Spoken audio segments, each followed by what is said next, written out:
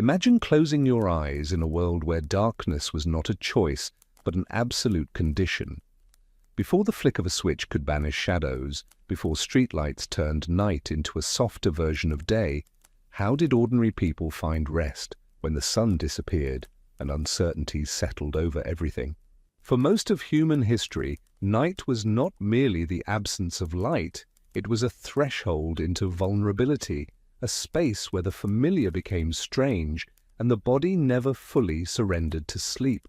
Imagine lying in darkness so complete that your hand before your face dissolves into nothing, listening to sounds you cannot identify, feeling cold that no amount of covering quite defeats, waiting for a morning that might arrive in an hour or 5, with no way to know which. Tonight, we're stepping into those long, uncertain nights, not as observers, but as participants in the quiet struggle that shaped the sleeping hours of countless generations. Before we enter this world of fragile rest and fragmented darkness, I have a small request. If you'd like more of these gentle journeys into history's forgotten corners, please tap the like button and subscribe to Epic Boring History. It helps these stories find others who seek this kind of quiet company in the late hours. Perhaps you're watching in the deep stillness of night, or maybe dawn is just beginning where you are, or you find yourself somewhere between. Leave a comment if you'd like. Tell me your time zone, your hour, the shape of your own night right now. Now, if you can, dim the lights around you, perhaps turn on a fan for that soft, steady hum that smooths the edges of silence. Let us settle in together and drift back to a time when night pressed close, when sleep arrived in pieces, and when rest was something hoped for rather than guaranteed. The day begins to end long before darkness arrives. You have been watching the light for hours now, measuring it against the tasks still unfinished, calculating whether there is enough time to mend that torn sack, to carry water one more time, to check the animals once more before the world turns dim. The sun does not cooperate with your needs. It follows its own arc, indifferent to whether you have completed what must be done or merely what you could manage. By the time the horizon begins to soften, your body already carries the full weight of the day. Your shoulders ache from labor that never quite changes, lifting, bending, carrying, pulling. Movements repeated until they become a kind of rhythm your muscles know without thought. Your hands are raw in places, calloused in others, marked by splinters or small cuts that you stopped noticing hours ago. The exhaustion is not dramatic, it does not arrive as a sudden collapse, but as a gradual thickening, a heaviness that settles into your legs and lower back, a persistent ache that you have learned to carry as part of being awake. You know, as everyone knows, that the rest waiting for you tonight will not fully erase this weariness. Sleep does not restore you to newness the way it seems to in childhood memories already growing distant. Instead, it offers just enough recovery that you can begin again tomorrow, carrying forward a small deficit that accumulates over weeks and months and years. In summer, the day stretches so long that exhaustion becomes a kind of enemy. You must continue working because light remains, even as your body begins to demand stillness. In winter, the opposite problem arrives. Darkness comes while work still presses, and you must choose between finishing tasks you cannot see properly or leaving them undone, knowing they will greet you in the morning. Tonight is autumn, and the balance feels almost manageable. The air has turned cool enough that labor no longer drenches you in sweat, but not so cold that your fingers stiffen and lose their dexterity. The light is fading at a reasonable hour, not too early, not impossibly late. Still you feel the familiar tightening in your chest as the sky begins to dim. Night is coming, and with it, all the small vulnerabilities that daylight keeps at bay. The dusk hour is strange. It is neither day nor night, but a threshold where both states exist uncomfortably together. where you can still see well enough to move, but not well enough to work with precision. Voices across the village or within your household become quieter. Not because anyone decides to speak softly, but because something in the dimming light asks for it. Loud sounds feel wrong now, intrusive, as if they might draw attention from whatever stirs in the gathering dark. You move through the final tasks with a kind of efficient resignation. The chickens must be secured against foxes and other hunters that wait for carelessness. The door must be checked, its latch tested, any gaps noted. Tools that were left outside must be brought in, not because they will be stolen necessarily, but because morning dew will rust them, or because you might need them suddenly in the night and will not be able to find them in darkness. There is one window in your dwelling, covered by a wooden shutter that swings inward on leather hinges. You close it now, pressing it firmly into place, feeling the draft disappear. The room immediately becomes smaller, more contained. Safer, perhaps, but also more confined. The fire in the hearth has been burning since morning, fed periodically throughout the day. Now you must decide how to manage it through the night. Letting it die completely means waking to cold and the labor of rekindling flame from flint and tinder, a process that can take many frustrating minutes when your hands are stiff and the materials damp. Keeping it alive means banking the embers carefully, covering them with ash to slow their consumption, positioning them so they might still hold a coal come morning. But fire is unpredictable. It might flare unexpectedly, or it might die despite your best efforts, leaving you to start again in the cold pre-dawn darkness. You choose to bank it. You always choose to bank it. The fear of morning cold outweighs the small risk of night fire, though you have heard stories of houses burning, of families waking to smoke and heat, and having only seconds to escape into the winter night. The room is darker now, lit only by the dim glow seeping through ash-covered embers. You have one candle, tallow, not beeswax, which means it smells of rendered fat and smokes as it burns, but you will not light it unless absolutely necessary. Candles are expensive, darkness is free. Your eyes adjust slowly.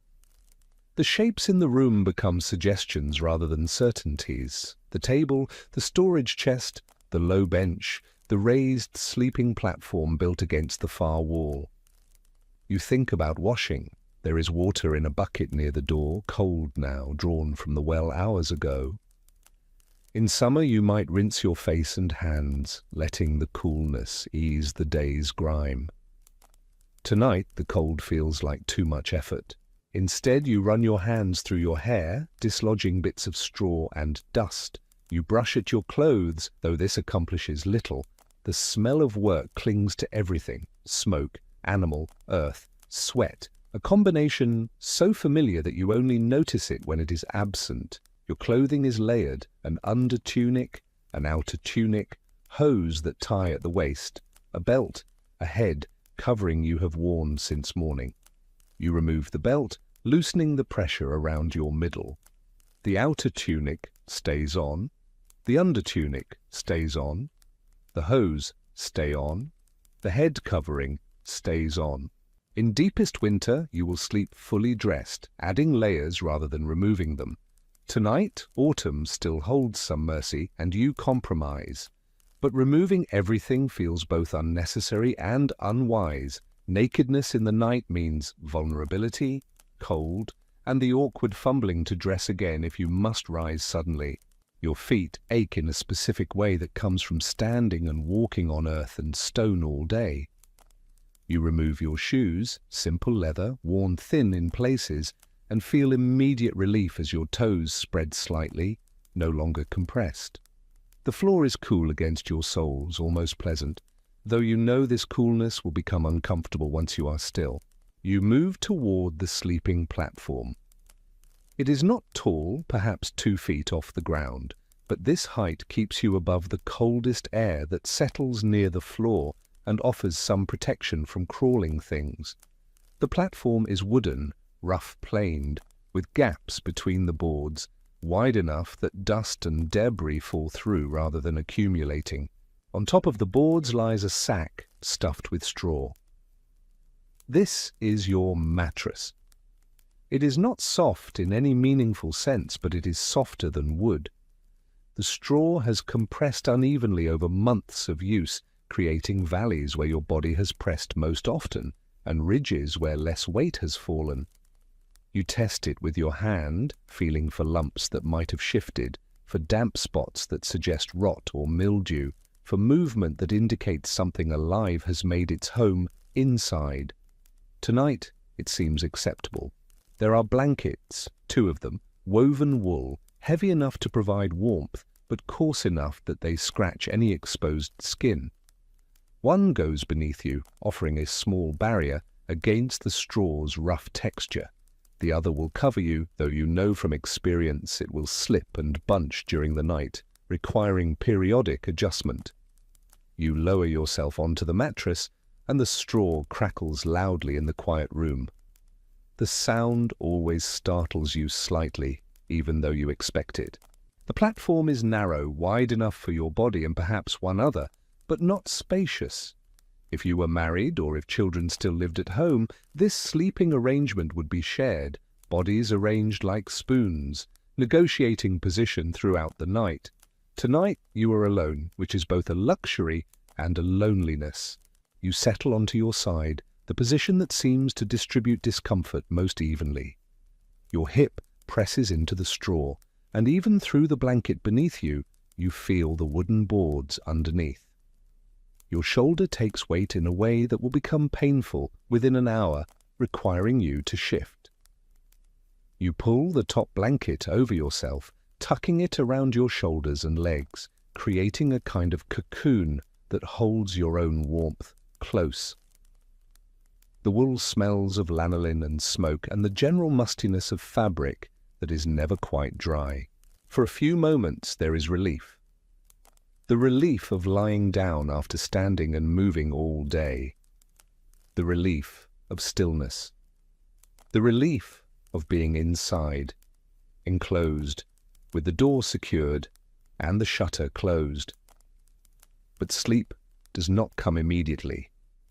It never does. Your body begins to notice things it was too occupied to register during the day. That pain in your lower back sharpens now that you are not moving through it. Your left knee throbs with a dull ache that might be old injury or might be the beginning of something that will worsen with age. Your jaw is tense. You have been clenching it without realizing, and now it protests. The darkness in the room is nearly complete. With the shutter closed and the embers banked, there is no light source strong enough to define shapes. You can see nothing, not even the suggestion of walls or ceiling. This kind of darkness is disorienting. You know where you are intellectually, but your eyes keep trying to find something to focus on. And when they fail, your mind begins to supply images that are not there. Shapes moving at the edge of vision, shadows within shadow. You close your eyes, but this changes nothing. The darkness behind your eyelids is identical to the darkness in the room. Sounds become everything. The embers in the hearth shift slightly, a tiny settling sound that makes your heart quicken before you recognize it. Outside, something moves. An animal, probably, though you cannot identify what kind. The sound is soft. A rustling, then silence. Wind presses against the walls of your dwelling, not strongly, but enough that you hear it, a low sighing that seems to carry intention. The shutter creaks once, twice, held in place by its latch, but protesting nonetheless. You listen for human sounds, voices, footsteps, anything that might indicate someone approaching, but hear nothing. This is both comforting and unsettling. Silence can mean safety, or it can mean something is being deliberately quiet. Your thoughts begin to circle, as they always do in the space between lying down and actual sleep. You think about the tasks waiting tomorrow. You think about the conversation you had earlier in the day, wondering if you said something wrong, if you were understood correctly. You think about debts owed and debts owing, about the weather and what it might bring, about small worries that seem larger in darkness. You try to empty your mind to let thoughts pass without holding them, but this is difficult. Your mind does not want to be empty. It wants to solve problems, to plan, to worry, to replay, and revise and anticipate. Time becomes strange. You have no way to measure it. You might have been lying here for a few minutes or an hour. There is no way to know unless you rise and open the shutter to check the position of the moon, and doing so means admitting defeat, surrendering the warmth you have begun to accumulate beneath the blanket. Your hip begins to ache where it presses into the mattress. The pain is not sharp, but it is persistent, a pressure that increases gradually until it demands attention. You shift slightly, rolling forward onto your stomach, redistributing weight. This position is better for your hip, but worse for your neck, which must turn to one side or the other, creating a strain that will build over time. Your arms do not know where to go. Tucked under your body, they lose circulation. Stretched above your head, your shoulders protest. Laid flat at your sides, they feel awkward and exposed. You adjust again, turning onto your back this time. This is the least comfortable position for long periods because your lower back does not like the flatness, but it offers temporary relief from the hip and shoulder pressure.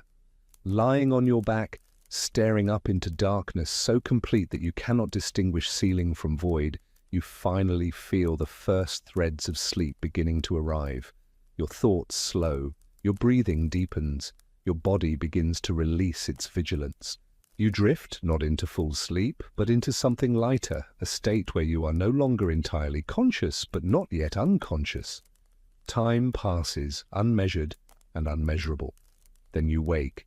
You are not sure why. There was no loud sound, no obvious disturbance, but something pulled you back from the edge of sleep, and now you are alert again, heart beating slightly faster, listening intently to the darkness. You hear nothing unusual. The wind still presses against the walls. The embers still settle occasionally. Outside, the same distant animal sounds continue their intermittent chorus. Perhaps you were beginning to dream and the dream startled you. Perhaps your body simply refused to let go fully, some deep instinct keeping you tethered to wakefulness. Perhaps this is simply what happens, what has always happened, what will always happen. You close your eyes again. You focus on your breathing, trying to make it slow and regular, trying to trick your body into believing it is already asleep. This sometimes works, though not reliably. Your mind begins to wander again, but differently now, less focused, more associative. You think about childhood, about sleeping in a different place with different people. You think about stories you have heard, about creatures that walk at night, about spirits that visit the sleeping. You do not believe these stories exactly, but you do not entirely disbelieve them either. The line between belief and superstition is less clear in darkness. Time passes, you drift again, deeper this time. Sleep arrives in fragments, small pieces that connect and disconnect without clear boundaries. You are asleep, then you are awake, then you are asleep again, and the transitions between these states are blurred and uncertain. When you wake the second time, your body has shifted positions without your conscious direction. You are on your side again, facing the wall, the blanket tangled around your legs. One arm has gone numb from being pinned beneath you, and now it tingles painfully as circulation returns. You untangle the blanket, pulling it back over yourself. The room feels colder now. The embers have dimmed further, offering almost no warmth. Your breath is visible in the darkness. You cannot see it, but you can feel the slight condensation when you exhale close to your face. You wonder what time it is. This is perhaps the most persistent question of the night. How long until morning? Have you been sleeping for hours with dawn approaching? Or is it still early night with many more hours of darkness ahead? There is no way to know. The shutter is closed, and even if you opened it, clouds might obscure the moon and stars. Without celestial reference points, without any mechanical measurement, time is only a feeling, a guess that might be completely wrong. This uncertainty is exhausting in its own way. If you knew dawn was near, you could tolerate the discomfort, knowing it would soon end. If you knew the night was still young, you could surrender to it, accepting that escape is distant. But not knowing means you exist in a perpetual state of wondering, hoping, calculating, based on insufficient information. You try to sleep again. Your body is tired, deeply, persistently tired, but your mind resists.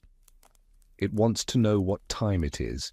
It wants to understand sounds that drift in from outside. It wants to solve problems that cannot be solved in darkness while lying on a straw mattress. The cold is becoming more noticeable. Your face is exposed to the air, and your nose has gone numb.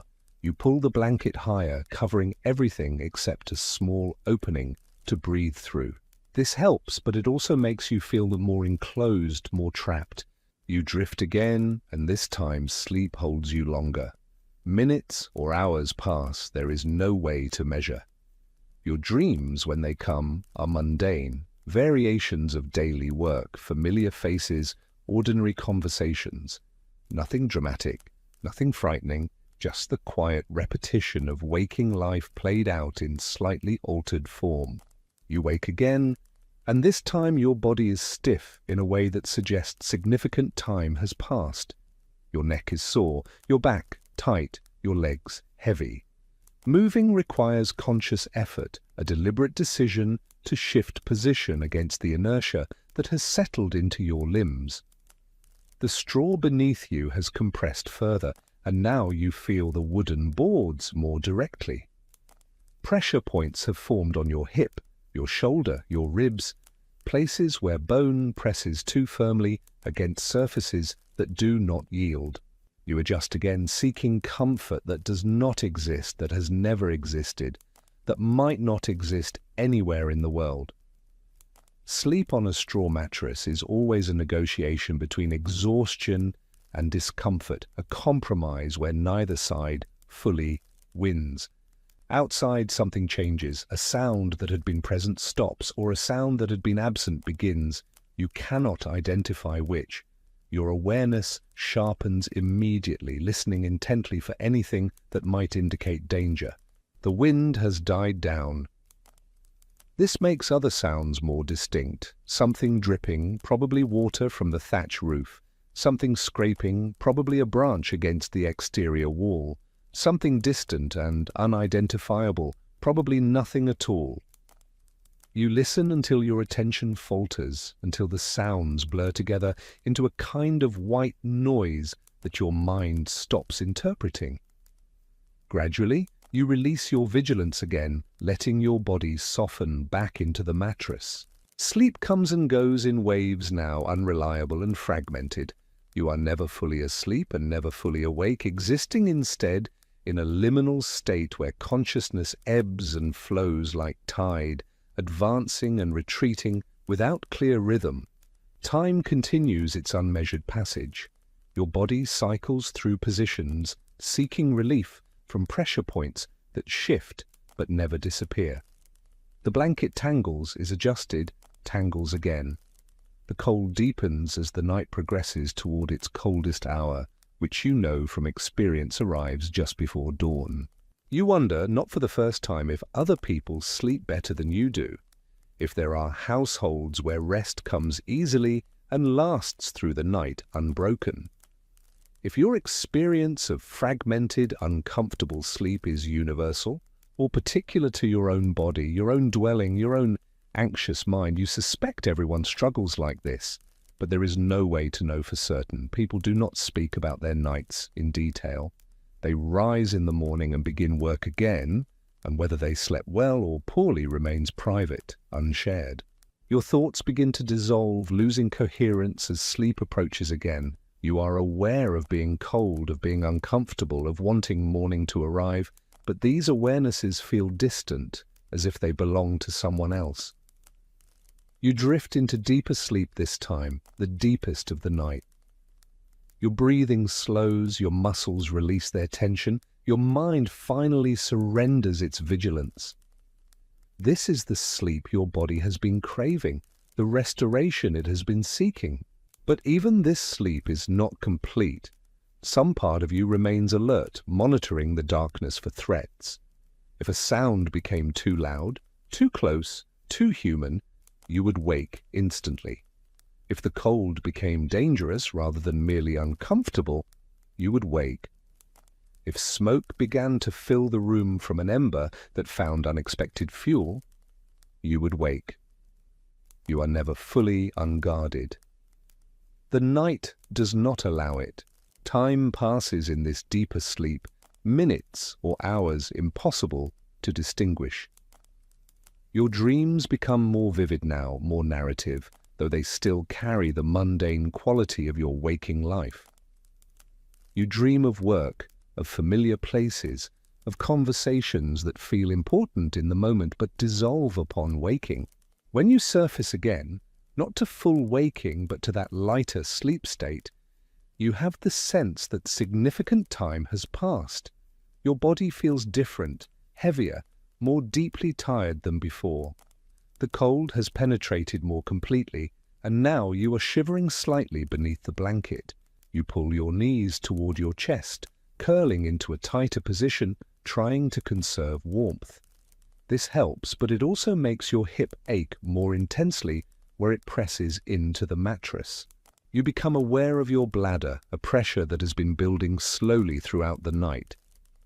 This is always a problem. Rising to relieve yourself means leaving the small warmth you have accumulated, exposing yourself to the full cold of the room, navigating in complete darkness to the chamber pot or, worse, outside to the privy. You try to ignore it, hoping you can wait until morning. But the pressure builds, and you know from experience that ignoring it will only make sleep more difficult, that eventually discomfort will win. With deep reluctance, you push the blanket aside and sit up. The cold hits immediately, shocking against your skin. You feel for the edge of the sleeping platform with your feet, lowering yourself carefully to the floor. The floor is colder than you expected, so cold it almost burns. You step quickly, carefully, arms extended in front of you, feeling your way through darkness that has not diminished despite hours passing. Your hand finds the wall, then traces along it until you locate the chamber pot in its usual corner. You manage what you need to manage, though the process is awkward in complete darkness, your body stiff and clumsy from interrupted sleep and cold.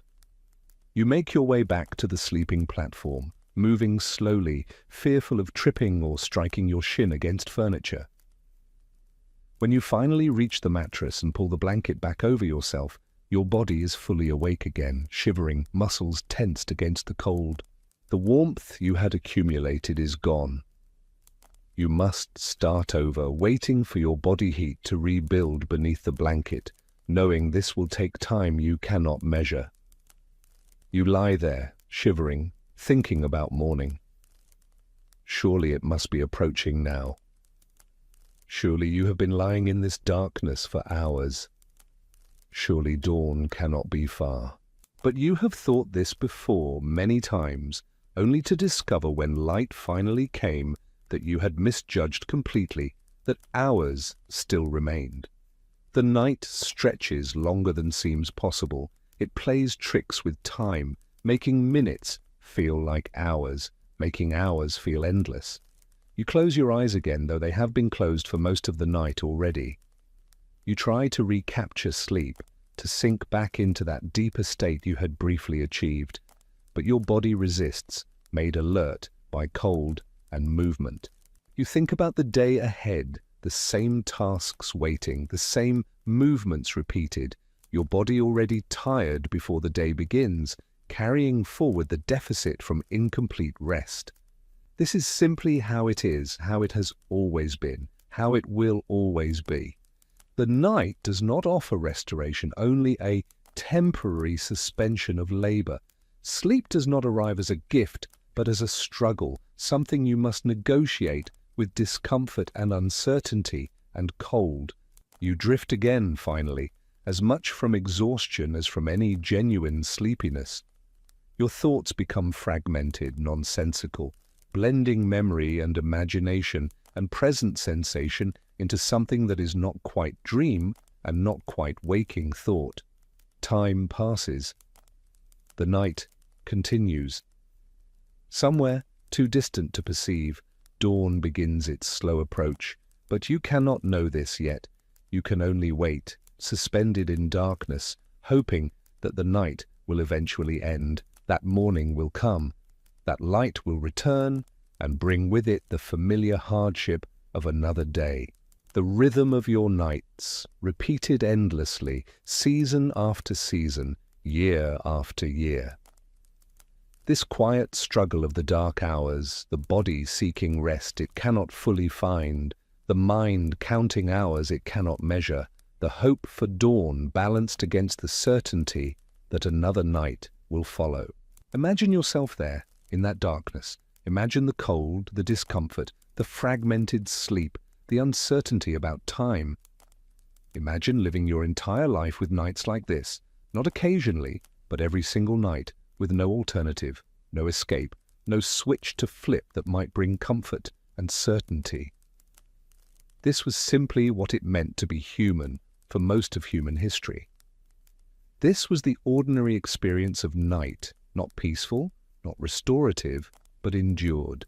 Let us now turn our attention to one particular life, lived in the ordinary way, marked not by great events, but by the accumulated weight of countless nights like the one we have just experienced. Her name was Margaret, though in the records that briefly mention her, she appears only as Widow Finch, identified by loss and relation rather than her own given name. She was born in 1653 in a village in Somerset, England, the fourth daughter of a family that worked land they did not own. Her childhood nights were crowded, shared sleeping platforms, bodies pressed close, the warmth of siblings offsetting the cold, but also meaning constant disturbance, someone always shifting, coughing, murmuring in restless sleep. In those early years, exhaustion was simple and sleep came more easily. Children's bodies demanded rest with an authority that overrode discomfort. Margaret would work through the day, watching younger siblings, helping with endless household tasks, learning skills her mother insisted she would need. And when night came, she would fall into sleep almost immediately, despite the straw, the cold, the bodies surrounding her. But even then, nights were broken. Babies woke and cried. Sick siblings needed tending. Her father would rise suddenly, startled by some sound outside that probably meant nothing. Her mother barely seemed to sleep at all, always half awake, always listening, always ready to respond to whatever the darkness might bring. Margaret learned from watching her mother that rest was not something women could fully claim. It was something they borrowed in fragments, always prepared to return it at a moment's notice. When she was 17, Margaret married, not for love, though she did not dislike the man, a carpenter named Thomas Finch, 10 years older, steady in his work, acceptable to her family. The marriage meant leaving her crowded childhood home for a slightly less crowded dwelling, one room shared with only one other person. The first months of marriage brought different sleep. Thomas snored, a deep, rattling sound that would wake her multiple times each night.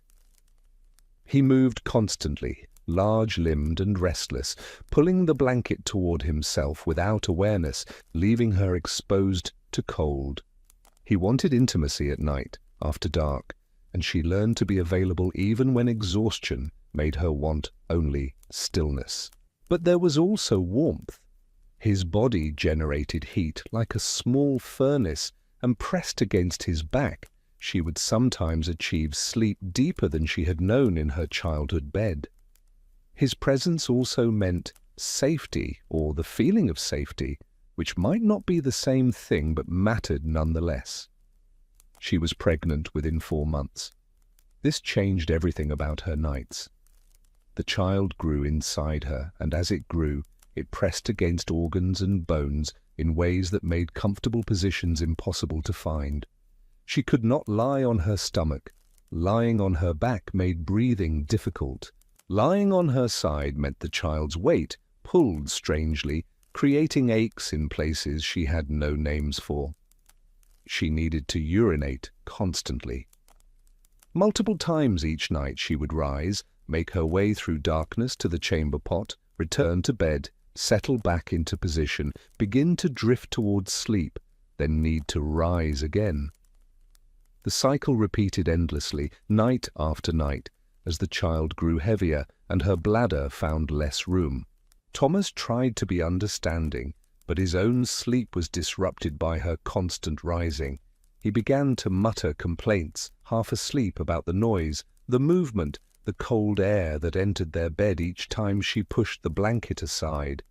She tried to be quieter, more careful, but there was no way to rise from a straw mattress without sound, no way to move through a small dwelling without disturbing someone else.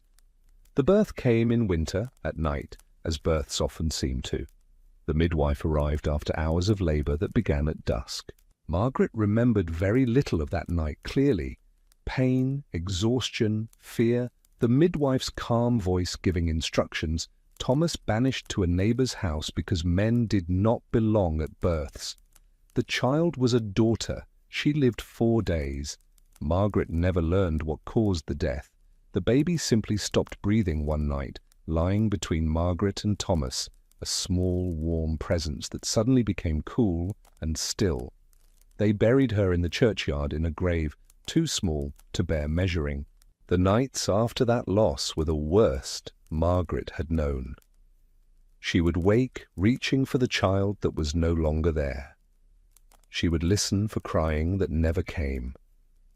Thomas grieved differently, silently, distantly, and the warmth she had found in his presence seemed to have cooled along with their daughter's small body.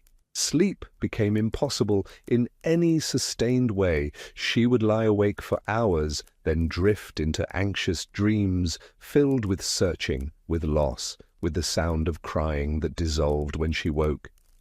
Morning would arrive, and she would rise, exhausted beyond exhaustion, to face another day. This period lasted months. Gradually, very gradually, the acute grief softened into something more chronic, a persistent ache rather than a stabbing pain. She learned to sleep again, or at least learned to achieve something close enough to sleep that her body could continue functioning. She became pregnant again. Another daughter, and this one lived, a squalling, hungry child who demanded attention at all hours. Margaret's nights now structured themselves entirely around the baby's needs. The child woke every few hours to nurse. Margaret would pull her close in the darkness, guide her to breast, feel the fierce sucking that was both painful and necessary. Thomas would wake, complain about the noise, turn away, fall back into his own sleep, while Margaret remained awake, holding the child, waiting for her to finish, to settle, to sleep again. There was no predicting when the baby would wake. Sometimes 2 hours would pass between feedings. Sometimes 4. Sometimes the child would sleep for a long stretch that Margaret would spend in anxious half-sleep, listening, waiting for the cry that she knew would come. Days and nights blurred together. Margaret began to lose track of time in larger ways, what day it was, how long since the baby's birth, whether she had eaten recently or hours ago. She existed in a perpetual state of fragmented awareness, never fully asleep, never fully awake. A second child followed, then a third. The sleeping platform grew more crowded. The children woke at different times, needed different things, cried for reasons Margaret could sometimes interpret and sometimes could not. She developed the ability to sleep while still partially aware, to respond to a child's needs without fully waking. Thomas complained less over time, but he also helped less. He would turn away from the disturbances, burrow into sleep with determined focus, leaving Margaret to manage the night work alone. She did not resent this exactly, or perhaps she did, but there was no point in dwelling on it. This was simply how things were arranged. The years accumulated, the children grew older, their night needs diminishing. Margaret was 35 when her youngest finally slept through most nights without waking. She had not experienced an uninterrupted night's sleep in more than a decade. She thought rest might finally return to her. But her body had learned too well the pattern of waking. Even with no children requiring attention, she would still wake multiple times each night, from habit, from lingering anxiety, from physical discomforts that had become more pronounced as she aged. Her back hurt constantly now, a deep ache in the lower spine that worsened when lying flat. Her joints were stiff in the morning, requiring slow, careful movement to work out the night's immobility. Her hands, worn by years of washing, cooking, sewing, spinning, all the endless small labors that filled her days, would throb at night when she finally stopped using them. Thomas began to have night coughing fits, deep, rattling coughs that would wake them both. He would rise, go outside to spit, return smelling of cold air, and bringing a draught with him. The coughing would subside, then return an hour later. This pattern repeated through autumn and winter every year, growing worse as he aged. Margaret was 42 when Thomas died. The cough had worsened into something else, a fever, a weakness in his lungs, fluid that made breathing difficult. He died at night, of course, as so many seemed to. She was lying beside him, listening to his labored breathing, and at some point, the breathing simply stopped. She did not realize immediately. She thought perhaps he had finally fallen into deeper sleep. But after a while, the silence felt wrong, and she reached out to touch him and found his skin already cooling. Being a widow meant new difficulties. The dwelling was hers, but the income from Thomas's carpentry was gone. Her children helped, but they had their own households, their own struggles. She took in washing, did mending for others, sold eggs from the few chickens she could afford to keep. Her nights became lonelier. The sleeping platform that had once been crowded now held only herself, and the space felt wrong, too large, too empty. She found herself sleeping on one side of the mattress, leaving the other side as if Thomas might still occupy it. Without his body's warmth, the cold became more difficult. She added layers, slept fully dressed, piled on extra blankets she could barely afford. Still, she would wake shivering, her feet numb, her breath visible in the darkness. She was 50 when the pain in her joints became severe enough to keep her awake most of the night. Her hands would throb continuously, her knees would ache with a deep, penetrating pain that no position could ease. Her back hurt whether she lay on her side, her stomach, her back. Every position brought its own specific discomfort. She would lie in darkness, waiting for morning, trying not to think about how many more nights like this might remain. She had known women who lived into their 60s, even 70s. The thought of 20 more years of nights like this felt impossible to bear, yet she bore them because there was no alternative. Sleep, when it came, was shallow and brief. She would drift for a short time, then wake with a start, disoriented, uncertain whether she had slept for minutes or hours. The darkness gave no answers. The silence gave no comfort. There was a night, she was perhaps 53, when she woke and genuinely could not remember where she was. Not her location, not her circumstances, not even her name for a few terrifying moments. She lay in darkness, completely lost, feeling only pain and cold and confusion. Gradually, memory returned. She was Margaret. She was in her dwelling. She was alone because Thomas was dead. Her children were grown, she was old and tired, and the night pressed on as it always had. She began to fear the darkness in a way she had not when younger. Not fear of external threats, she was too old to be of interest to robbers or worse, but fear of the darkness itself, of the hours it contained, of the thoughts that circled in her mind when she could not sleep. She would think about her life, trying to understand what it had meant. She would think about the daughter who had died, wondering what that child might have become. She would think about choices she had made or failed to make, though in truth there had been few actual choices, mostly just circumstances that had carried her forward like a stream carries a leaf. The nights blurred together now. One was indistinguishable from another. The same cold, the same pain, the same fragmented sleep, the same waiting for dawn. She kept a small candle by her bedside now, despite the expense. Sometimes, in the deepest part of night, when the darkness felt too oppressive, she would light it just to see something, just to break the complete blackness that surrounded her.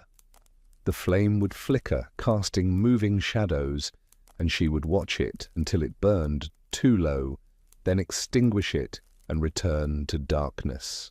Her thoughts in those candlelit moments were not profound. She did not reflect on the meaning of existence or the nature of mortality. She thought about ordinary things, whether the chickens were secure, whether she had enough thread to finish her mending work, whether her eldest daughter's children were well. The candle was a small defiance against the night, a tiny light that changed nothing but made the darkness feel less absolute. She was 57 when she noticed she was sleeping less but feeling less troubled by it. Not because the sleep had improved, but because she had grown accustomed to exhaustion, to pain, to the fundamental discomfort of existing in an aging body. These things were simply the constant conditions of life now, unremarkable in their persistence. One winter night, she woke coughing. The cough was deep and painful, similar to the cough that had killed Thomas.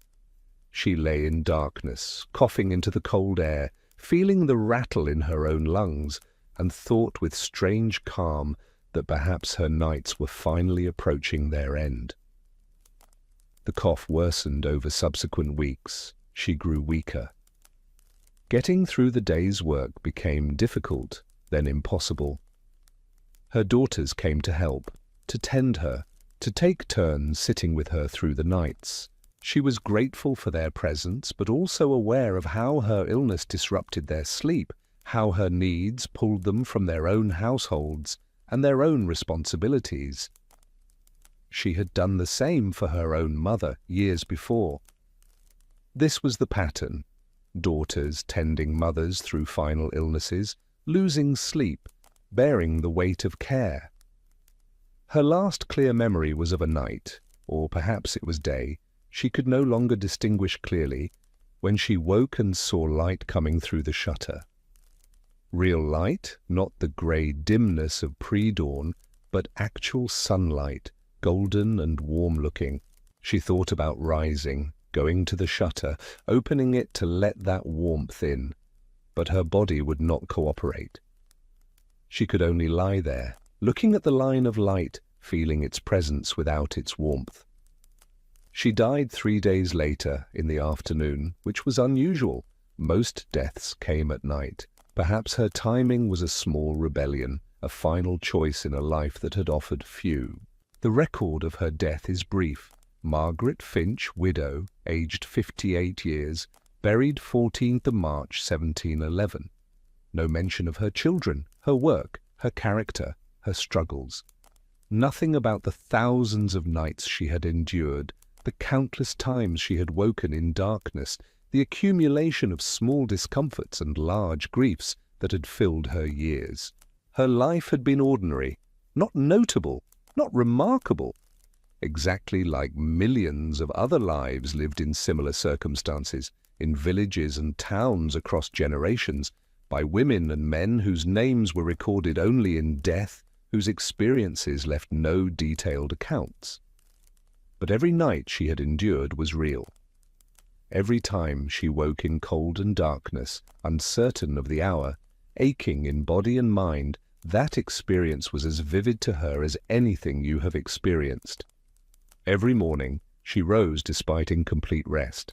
That exhaustion was genuine. She is gone now and her nights are ended.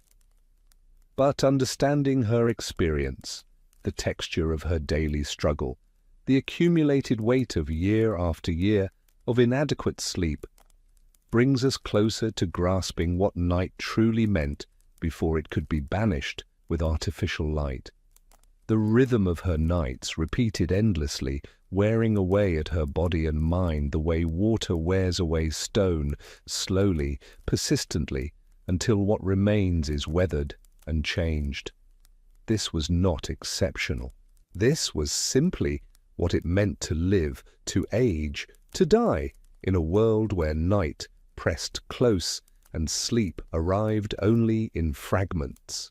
As the memory of Margaret's life settles into quiet, let us drift now into the deeper waters of how night itself was understood, how darkness shaped not just individual experience, but entire culture's sense of time, safety, and the boundaries between the known and unknown.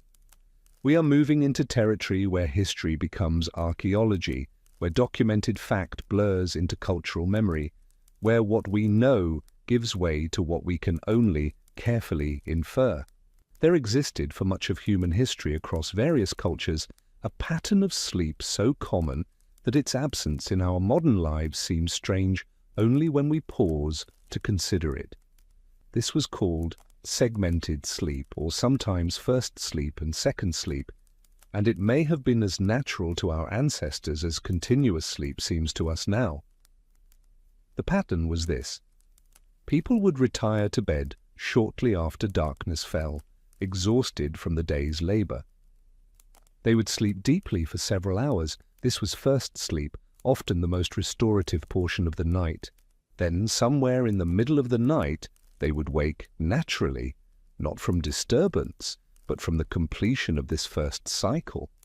This waking period lasted anywhere from 1 to 3 hours, though the perception of time's passage in darkness made such measurements uncertain at best. It was not considered a problem or a sign of insomnia.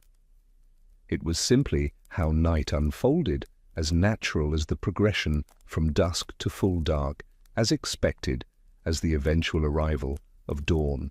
During this wakeful interval, people engaged in various quiet activities that gave shape to the formless hours.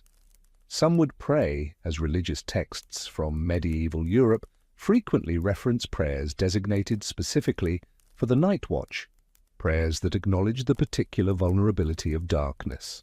Some would contemplate the day past or the day coming, turning over problems that daylight activity had pushed aside. Some would tend to the fire, adding fuel to keep embers alive until morning, a task that required careful judgment of how much wood to use without creating dangerous flames in a sleeping household. Some would check on children, animals, or the security of their dwelling, moving quietly through darkness with the practiced ease of long familiarity. And some would talk, their voices low in the darkness, aware that sound traveled differently at night, that walls were thin, that neighbors might be listening. In shared beds, this was the time for intimate conversation, for discussions that the busyness of daylight did not permit. The darkness somehow made certain topics easier to broach, removed the social performances required by daylight visibility.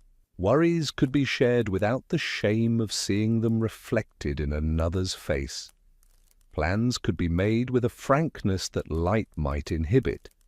Affection could be expressed in ways that embarrassed by day but felt natural in darkness. The night created a kind of privacy even in shared spaces, even in households where true solitude was nearly impossible. After this interval of waking, second sleep would arrive, often gradually rather than suddenly. This was generally lighter than first sleep, more prone to dreams, more easily disturbed by sounds or cold, or bodily discomfort. It would last until dawn or near dawn, when the first changes in the quality of darkness signaled approaching day. The household would rise to begin another day's work, carrying whatever inadequacy of rest the night had provided into the demands of labor.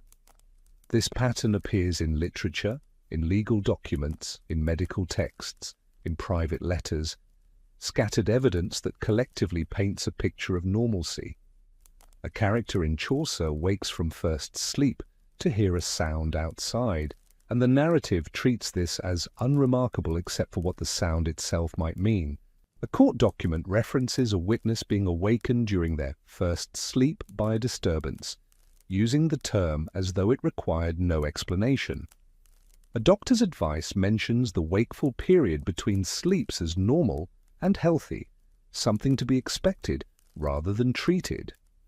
Yet we cannot know with certainty how universal this pattern truly was.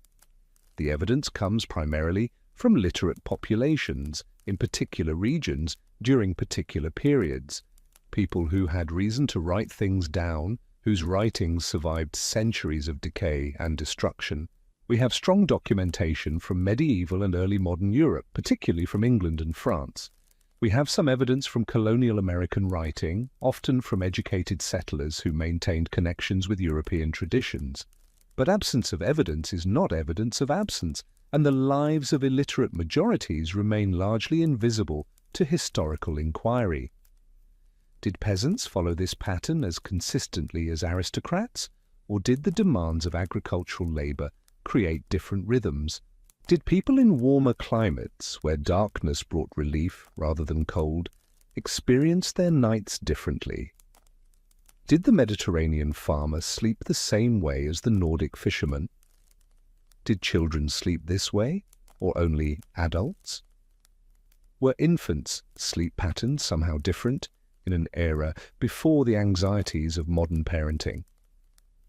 These questions have no definitive answers, only speculation based on fragmentary evidence and reasonable inference. What we can say is that the night held a quality of wakefulness that modern continuous sleep does not accommodate. The darkness between first and second sleep was a recognized space in time, a legitimate portion of the night cycle rather than an intrusion upon it. It had its own character, its own appropriate activities, its own place in the rhythm of daily life.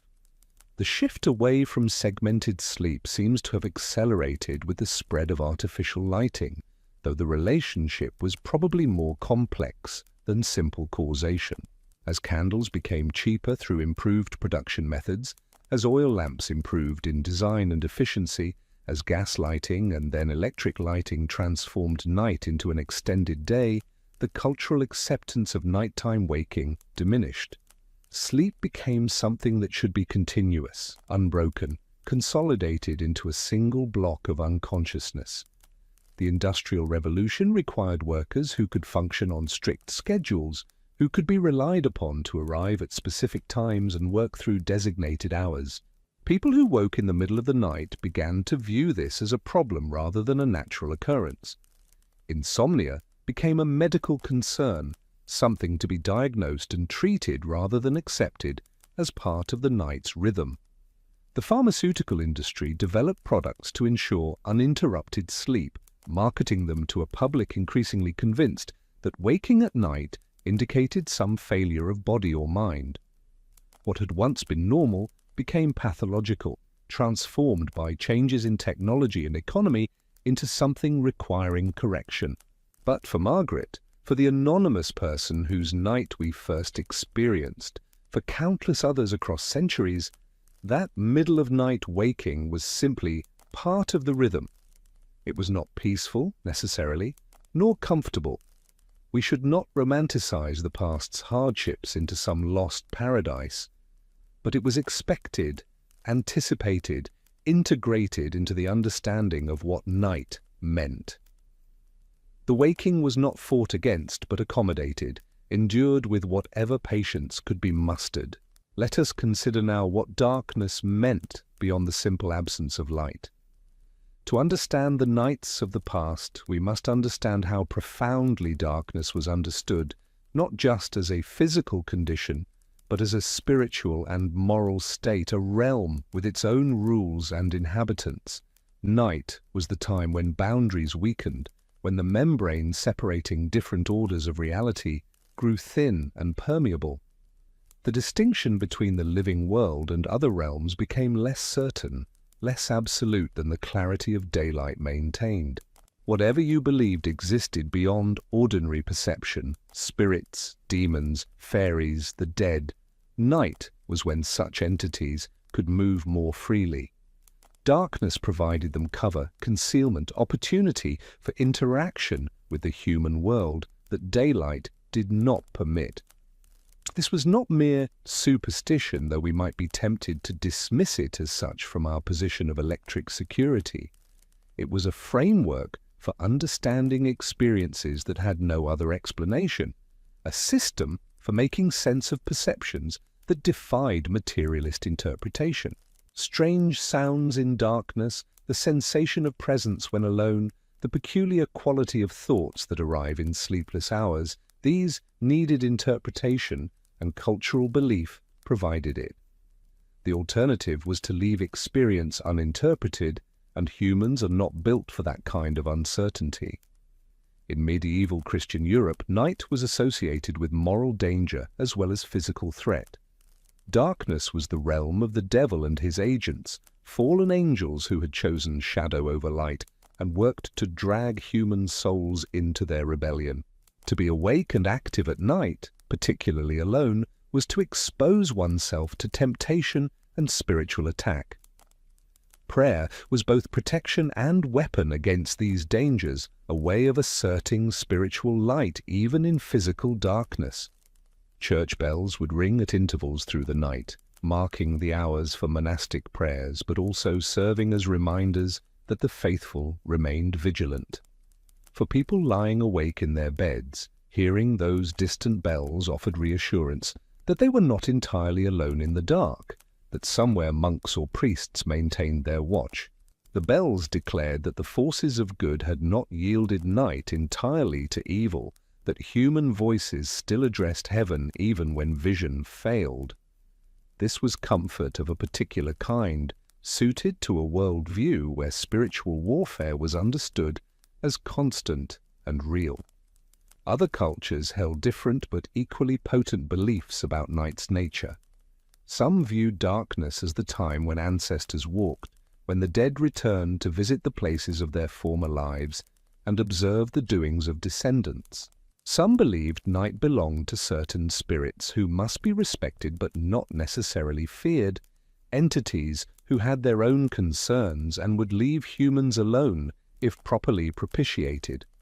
Some developed elaborate rituals for protection, for blessing, for ensuring safe passage through the dangerous hours, offerings left at thresholds, prayers spoken before sleep, protective symbols placed above doors or windows.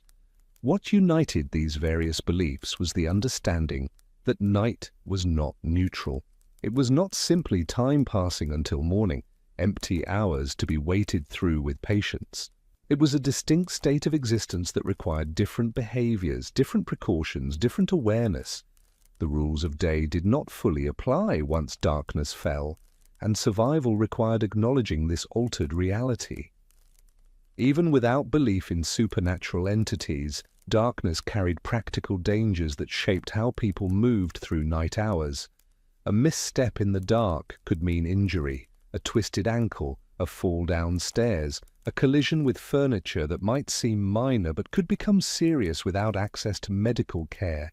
A fire left unattended could consume a dwelling with terrifying speed, trapping sleeping occupants or destroying everything a family owned. An unlocked door could admit threats both human and animal, thieves seeking easy opportunity, predators following scent or sound to vulnerable prey. Vigilance was necessary, a constant low-level alertness that prevented complete relaxation, even in sleep. But vigilance is exhausting, particularly when maintained for hours in cold and discomfort, particularly when nothing actually happens night after night. to justify the expenditure of nervous energy. The mind begins to interpret every sound as potentially significant. The imagination fills the darkness with shapes and presences, creating from ambiguous sensory information the very threats that vigilance seeks to detect. This is perhaps why the objects associated with night took on such importance in daily life. They were not merely practical items, but anchors of security, small defenses against the overwhelming darkness, tangible things that could be controlled when so much else could not. Consider the candle, such a simple thing, wax or tallow, formed around a wick, producing flame when lit. But in darkness, that small flame represented enormous comfort beyond its practical utility, beyond the mere fact of visibility. It pushed back the complete blackness, creating a small sphere of visibility within which normal activity could continue. It provided warmth, however modest, a psychological as well as physical comfort in the cold of night.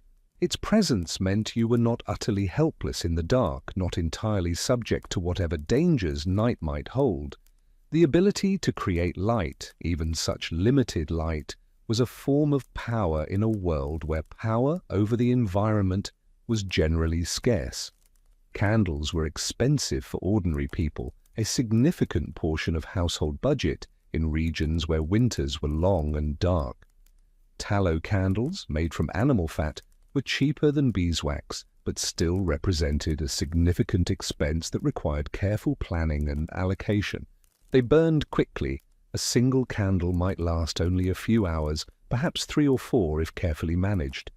They smoked, creating haze and odor that filled small rooms and left deposits on walls and ceilings. They required constant attention, as the flame could gutter out in drafts or grow too large and consume wax wastefully. The wick needed occasional trimming to prevent excessive smoking or uneven burning. Yet people would carefully measure out their use of candles, rationing light through the winter months when darkness lasted longest and work still needed doing.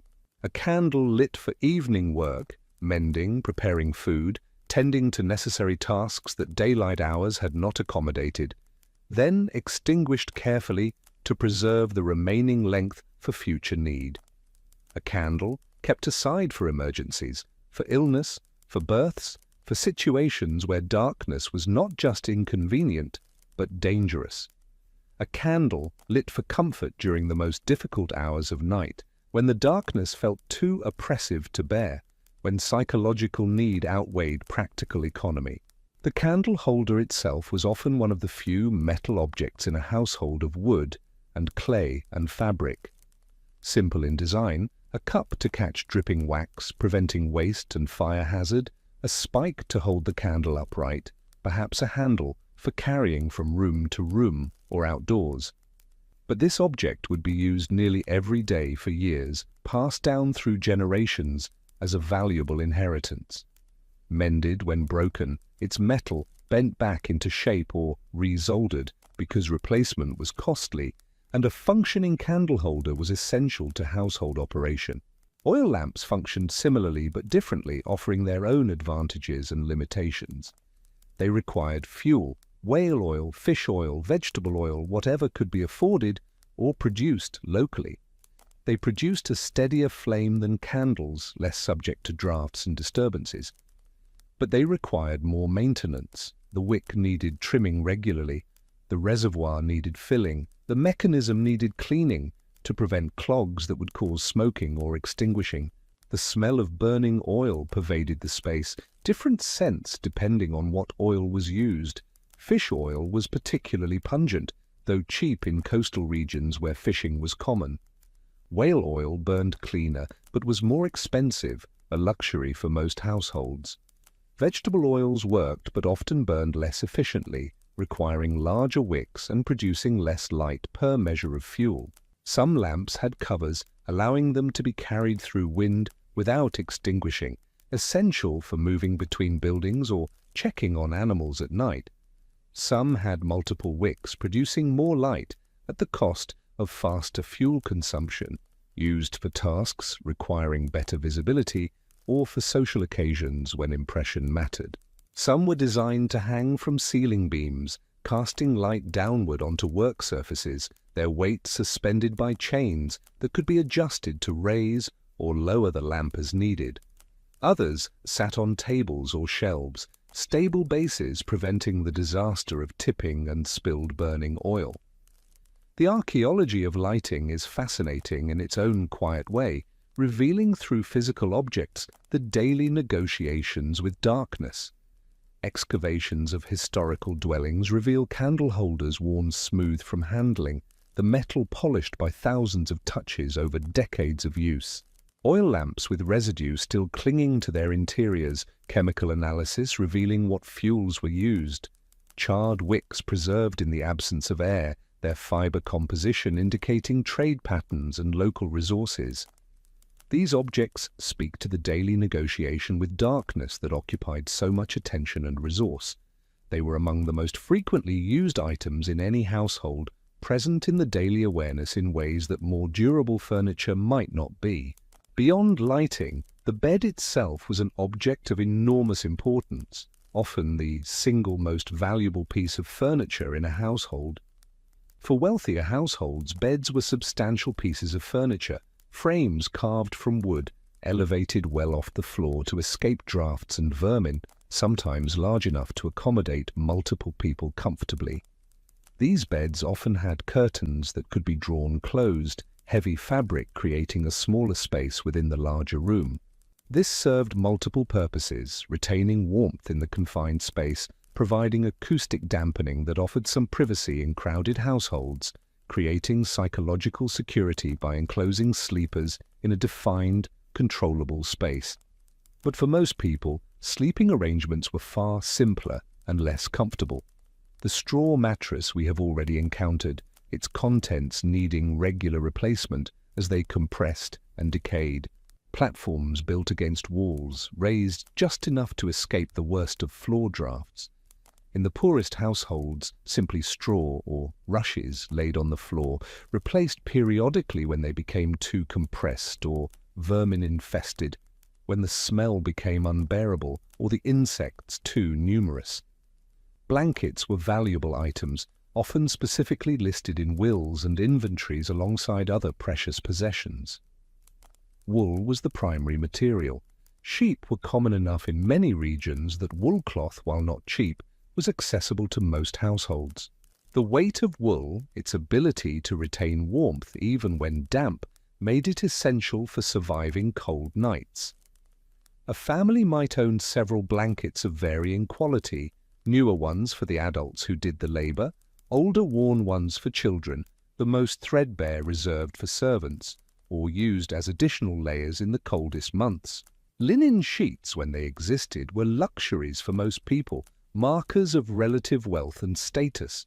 They required cultivation of flax, processing of fiber into thread, weaving of cloth, labor-intensive at every stage, and requiring skills or access to skilled artisans. A household might own one or two linen sheets, used carefully, washed infrequently because washing itself wore the fabric.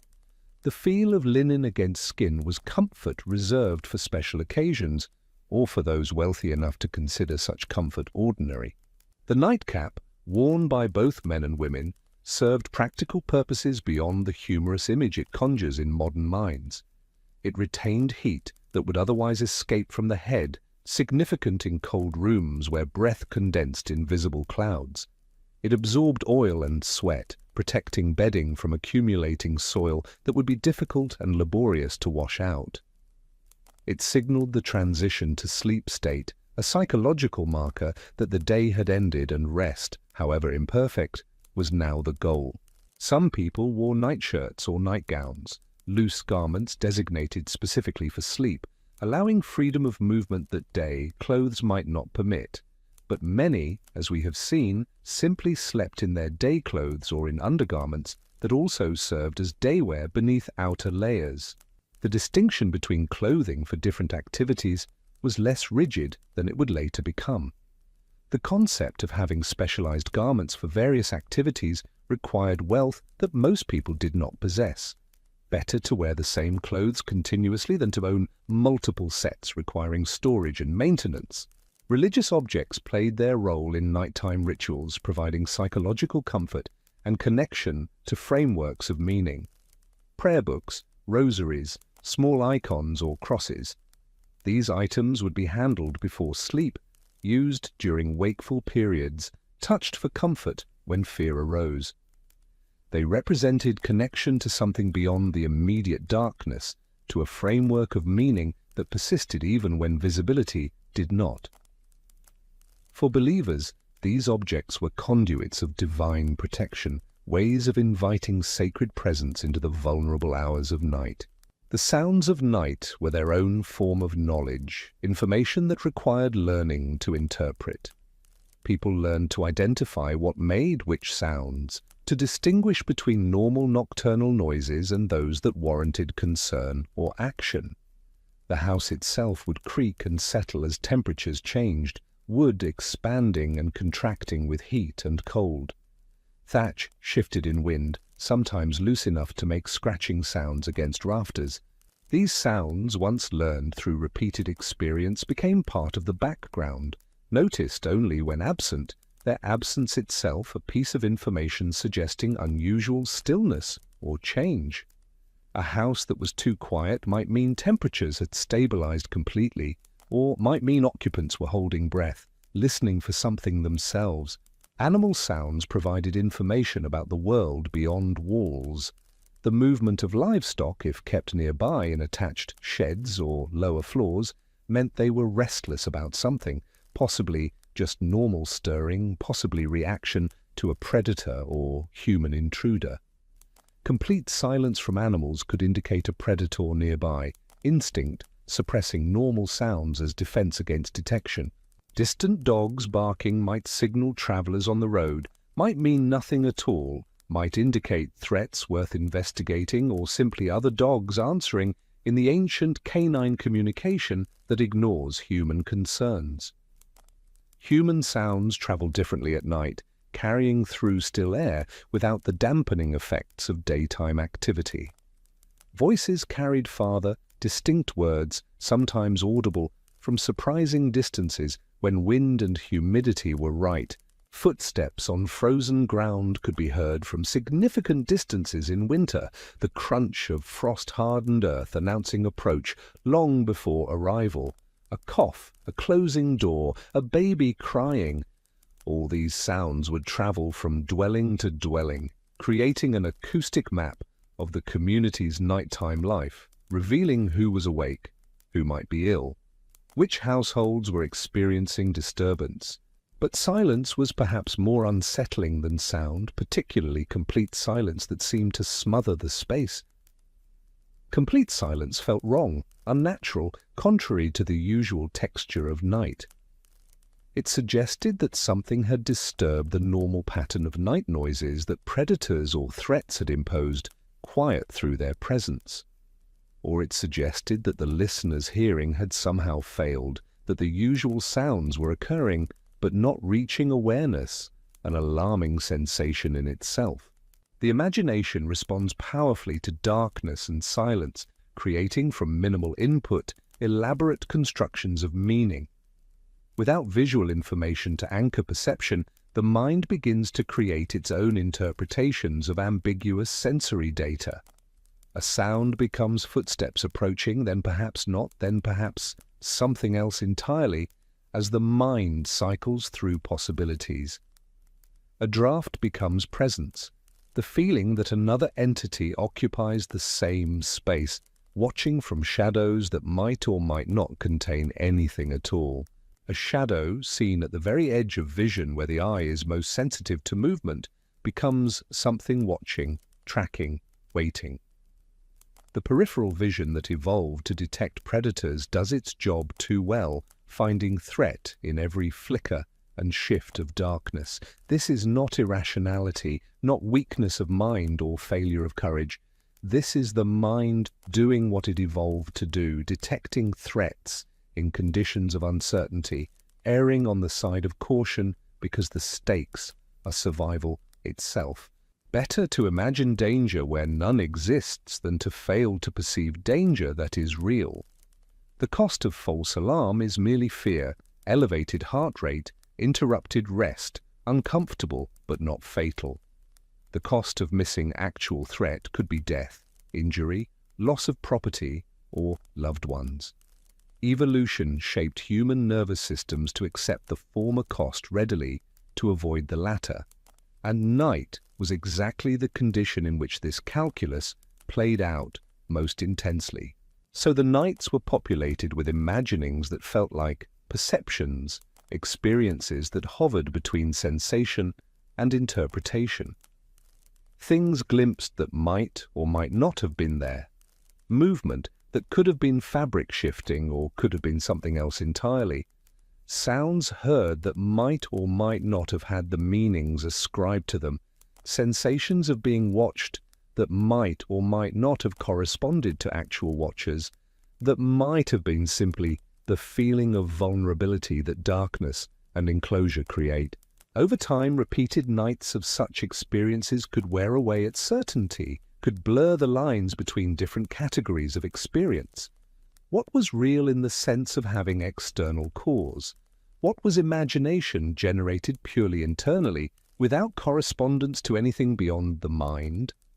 The boundary between these categories became less clear, particularly for people already exhausted, already stressed by the demands of survival, already operating at the edge of their physical and psychological resources.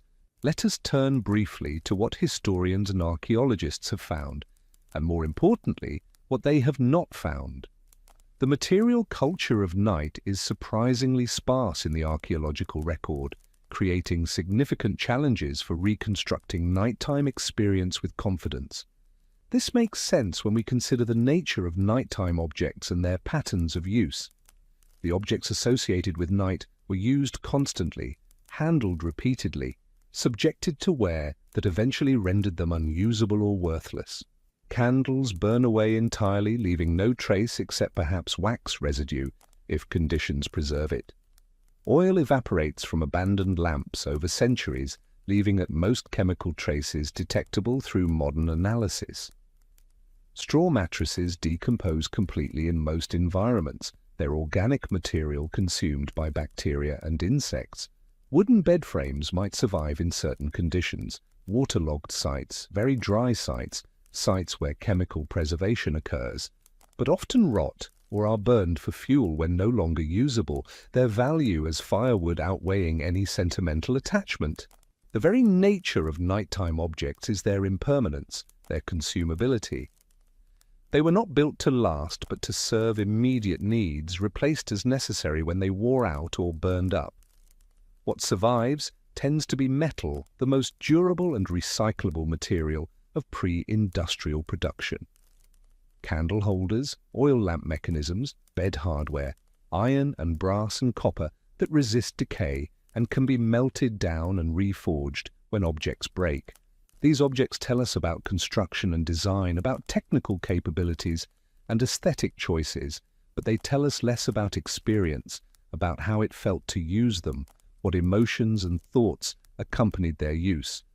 We can see that people used these items, can reconstruct roughly how they functioned, but we cannot feel the relief that came from lighting a candle in oppressive darkness, cannot share the frustration of a guttering lamp running out of oil at the wrong moment. Documentary evidence is more helpful, but still limited by the nature of literacy and record-keeping in pre-industrial societies. Diaries and letters from literate individuals sometimes mention sleep difficulties, nighttime fears, the quality of rest, or its absence. Medical texts describe sleep disorders and recommend treatments, offering glimpses of how problems of sleep were understood and addressed.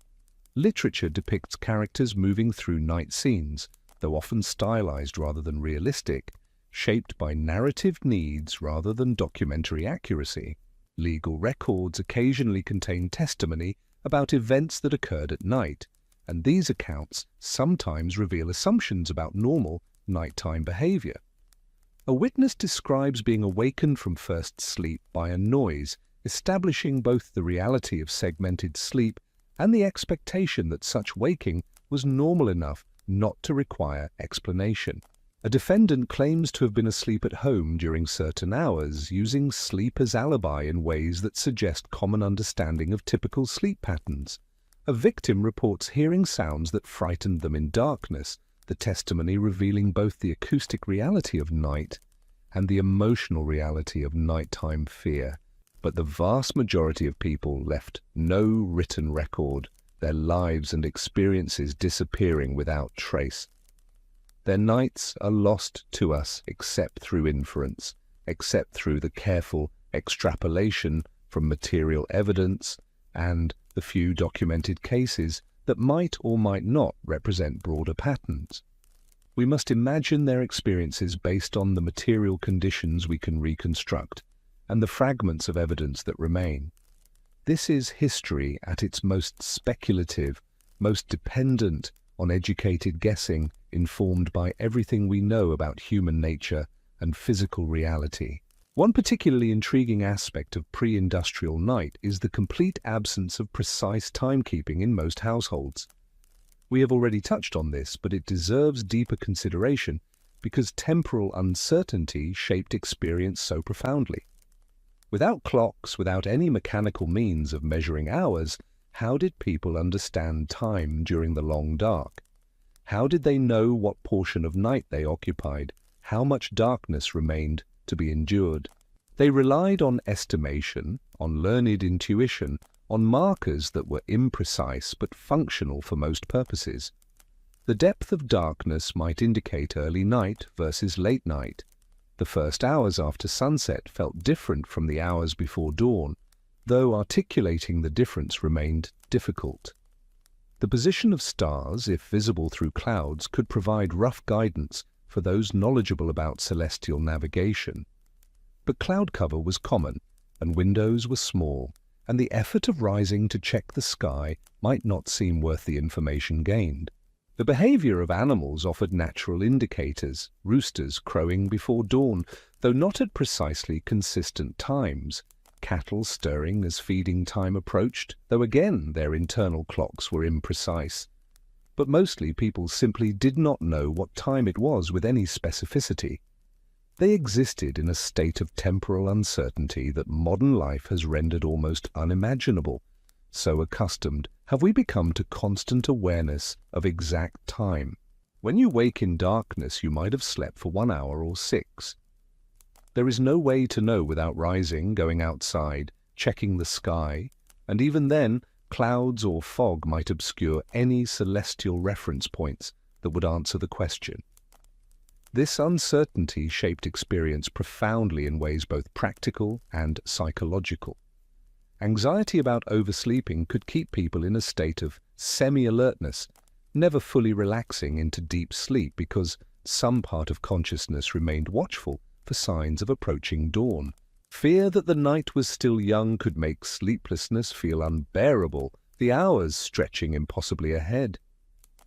If you wake after what feels like long sleep, but darkness shows no signs of lightening, do you have 1 more hour to wait or 5? Yet people adapted as humans do, learned to function with this uncertainty, to accept it as simply the condition of nighttime existence. Morning would come eventually, always had through all of history, and the waiting, uncomfortable though it was, had a natural end. They learned to read subtle signs, the quality of silence, the feeling of the air, something ineffable that came from experience rather than instruction. Ask someone how they knew dawn approached, and they might not be able to articulate it, but they knew nonetheless, felt it in ways that bypassed conscious reasoning. The question of how widespread segmented sleep truly was, how universal the patterns we have described, remains open to scholarly debate. Historians continue to examine evidence, argue over interpretation, reach different conclusions based on the same fragmentary sources. Some argue that first sleep and second sleep were nearly universal in pre-industrial societies across cultures and climates.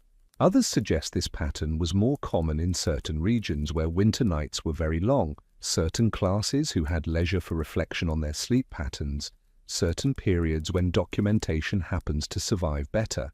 The truth likely lies somewhere between these positions, as truth usually does when evidence is incomplete. Human sleep is flexible, shaped by cultural expectation and environmental conditions as much as by biology.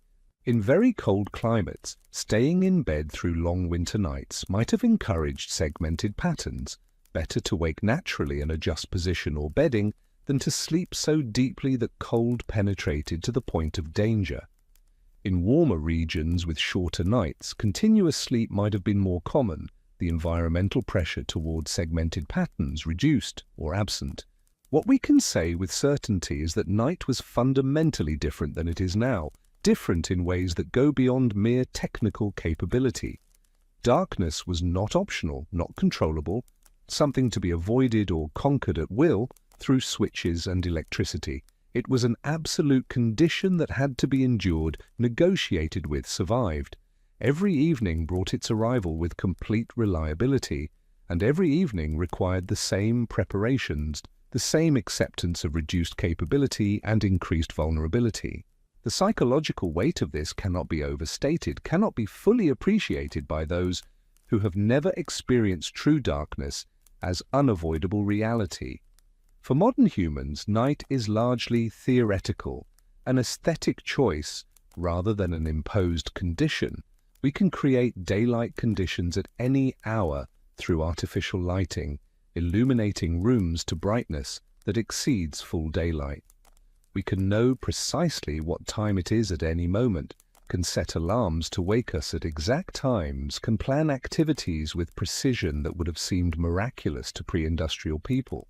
We can distract ourselves with entertainment, communication, endless stimulation that prevents the kind of sustained darkness and silence that characterized nights of the past. We need never be alone with our thoughts in darkness unless we deliberately seek that experience. For people living before these technologies, night was inescapable in the most literal sense. Every single day ended in darkness that could not be banished, only slightly ameliorated through expensive use of limited resources. Every single night brought cold, discomfort, uncertainty, and the slow passage of hours that could not be measured or hurried. There was no escape through distraction, no ability to defer sleep by engaging with technology, no option to simply continue daytime activities indefinitely. The accumulated effect of thousands of such nights across a lifetime shaped consciousness in ways we struggle to imagine from our position of electric abundance. Sleep was never taken for granted because it was never reliable, never delivered the complete rest that modern sleep science suggests humans require. Rest was never complete because the conditions for complete rest did not exist. Cold disturbed sleep, discomfort prevented deep relaxation, noise and fear and physical pain all intruded on what should have been restorative darkness. The body learned to function on inadequate recovery because inadequate recovery was all that was available. People adapted to chronic sleep deprivation without recognizing it as such, without having any framework for understanding that sleep could be, or should be, different.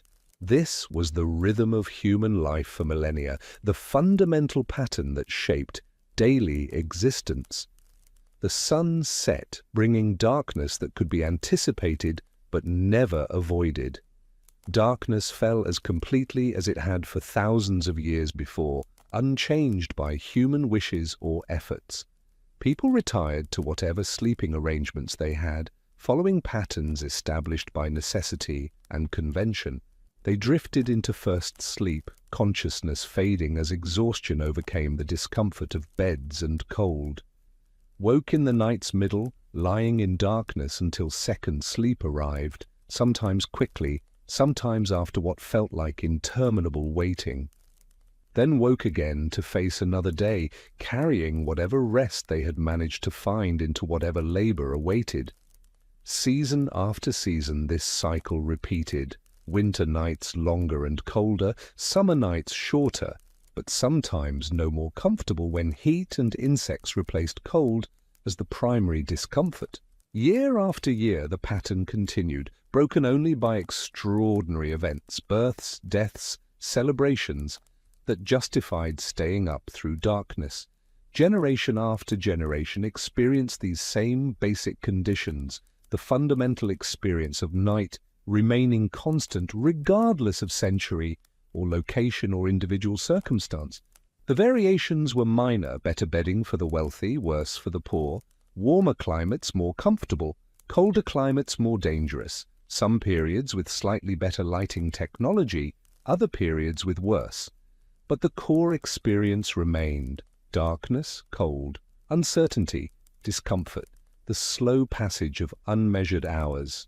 Imagine yourself there, in that nighttime world, stripped of every convenience that makes modern night manageable. No switch to flip that brings instant illumination, no thermostat to adjust that maintains comfortable temperature regardless of outside conditions, no clock to check that would answer the question of how much longer until dawn, no distraction from the darkness and your own thoughts, no phone or computer or television to occupy attention and prevent the kind of sustained introspection that darkness and silence impose. Only the slow passage of unmeasured hours, each one exactly as dark as the last. The discomfort of inadequate bedding, straw poking through fabric, lumps and compressed areas creating pressure points.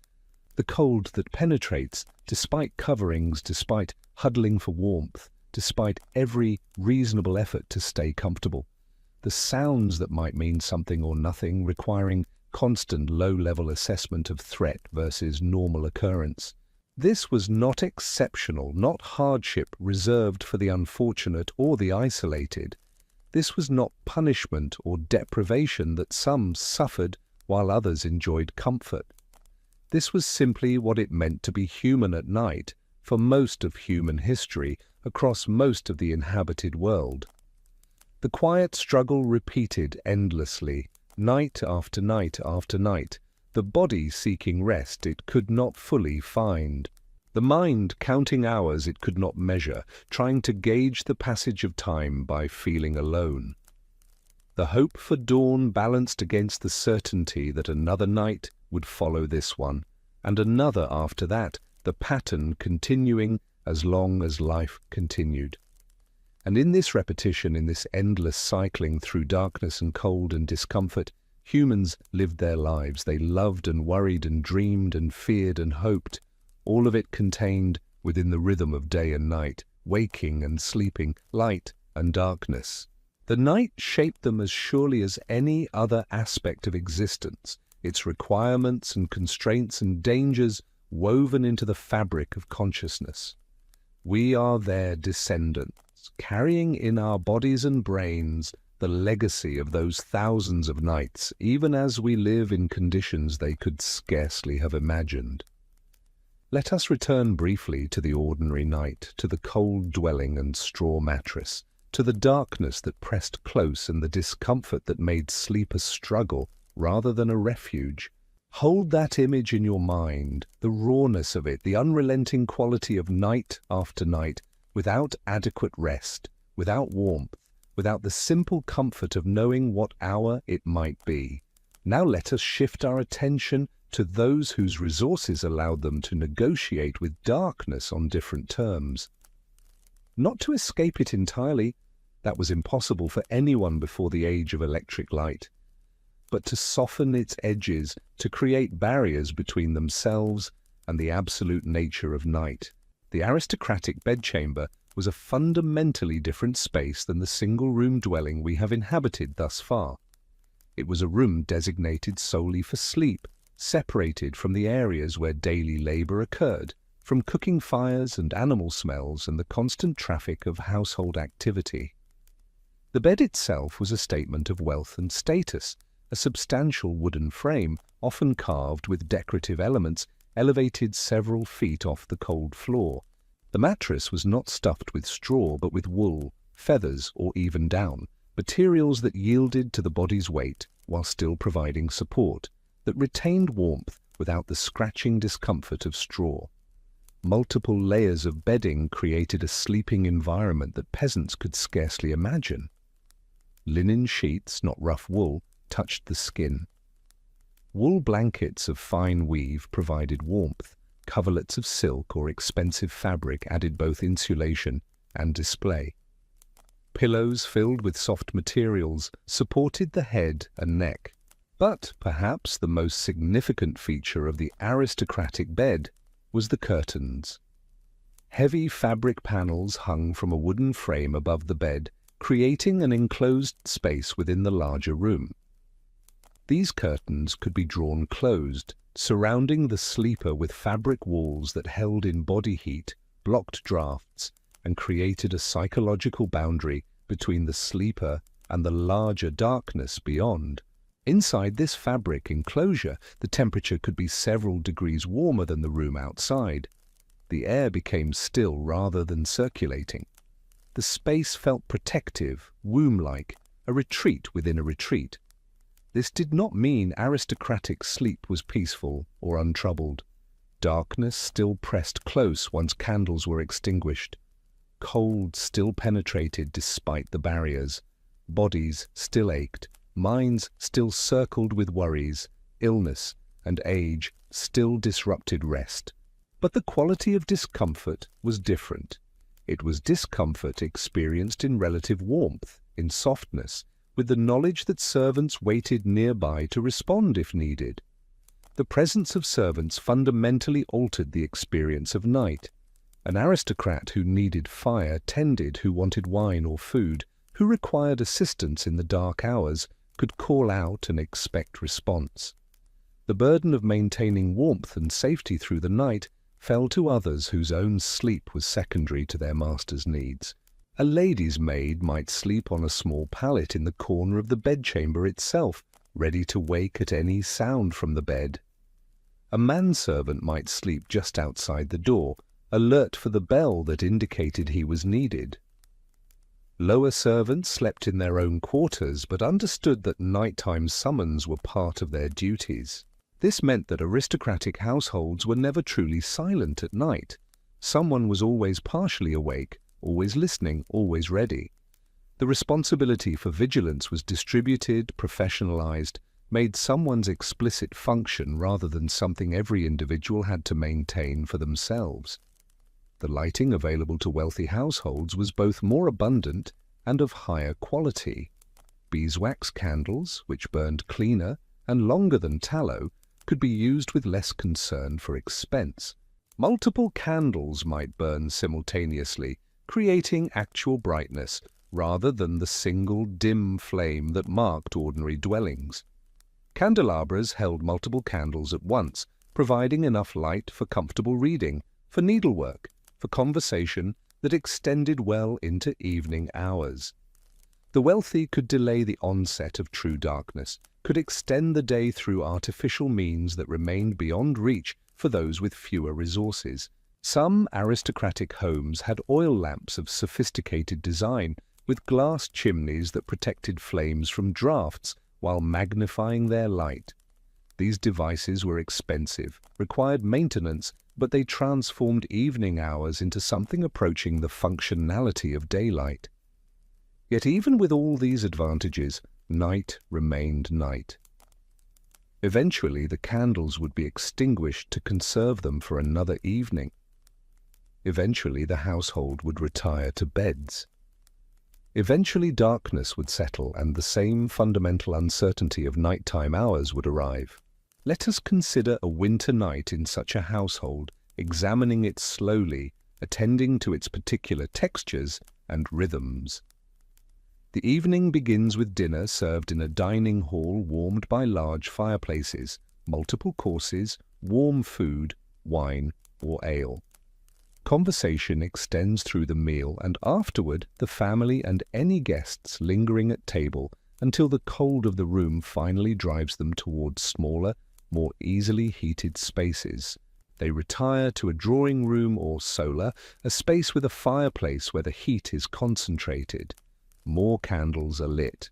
Activities continue: reading, music, needlework, conversation. The wealthy can afford this extension of the day, this refusal to surrender immediately to darkness, but eventually cold winds. Even with fire and candles, the chill of winter night penetrates stone walls and seeps through window coverings. Feet grow cold, hands stiffen. The warmth of the fire reaches only a small radius, leaving the edges of the room in shadow and chill. The decision is made to retire. Servants have been preparing the bedchambers, warming the beds with heated stones or warming pans filled with coals, turning back the covers, ensuring chamber pots are clean and accessible, checking that water is available for washing. The lady of the house goes to her chamber, accompanied by her maid. The process of preparing for bed is elaborate, nothing like the simple shedding of an outer layer that Margaret might have managed. Multiple layers of clothing must be removed: the outer gown, the kirtle beneath, the stays that shape the torso, the chemise that serves as undergarment. The maid's hands perform this disrobing with practiced efficiency, unlacing, unhooking, removing each garment, and folding it for morning.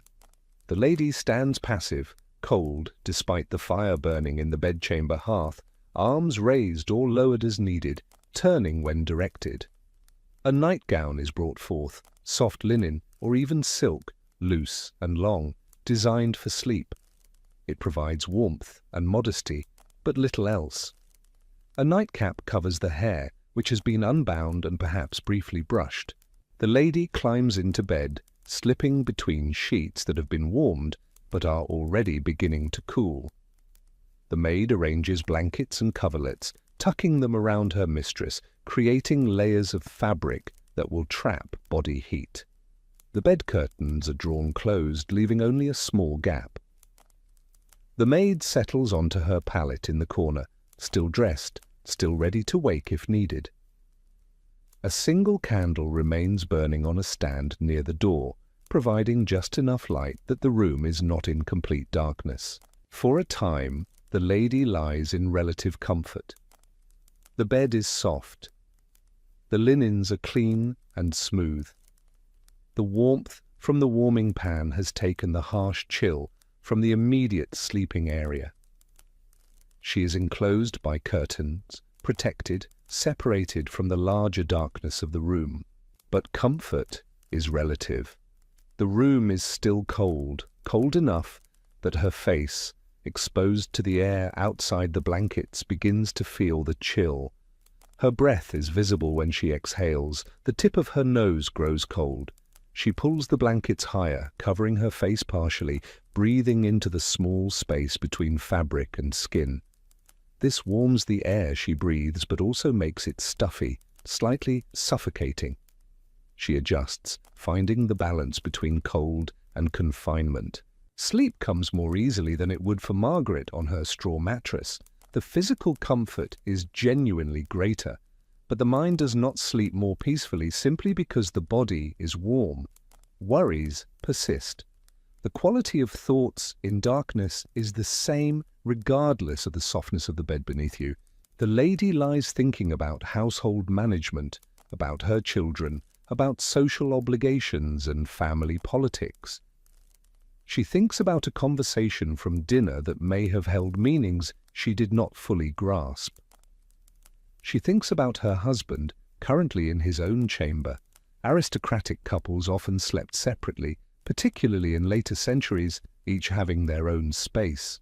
The darkness behind the bed curtains is nearly complete. The small candle burning in the room provides no light that penetrates the heavy fabric. She exists in an enclosed darkness, warm but isolated, protected but alone. She drifts into sleep gradually, the comfort of the bed allowing her body to release tension more fully than Margaret's ever could. But even this privileged sleep is not unbroken. She wakes some hours later, uncertain what has disturbed her. Perhaps a sound from elsewhere in the house, footsteps, a door closing, a servant moving through nighttime duties. Perhaps simply the natural waking that comes between first and second sleep. She lies in darkness, disoriented for a moment, then remembering where she is.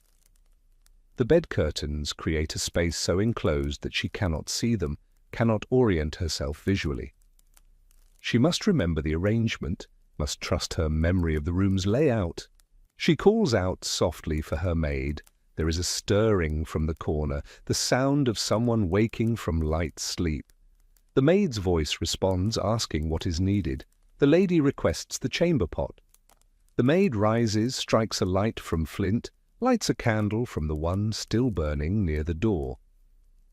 She brings both the candle and the chamber pot to the bedside, drawing back the bed curtains to allow her mistress access.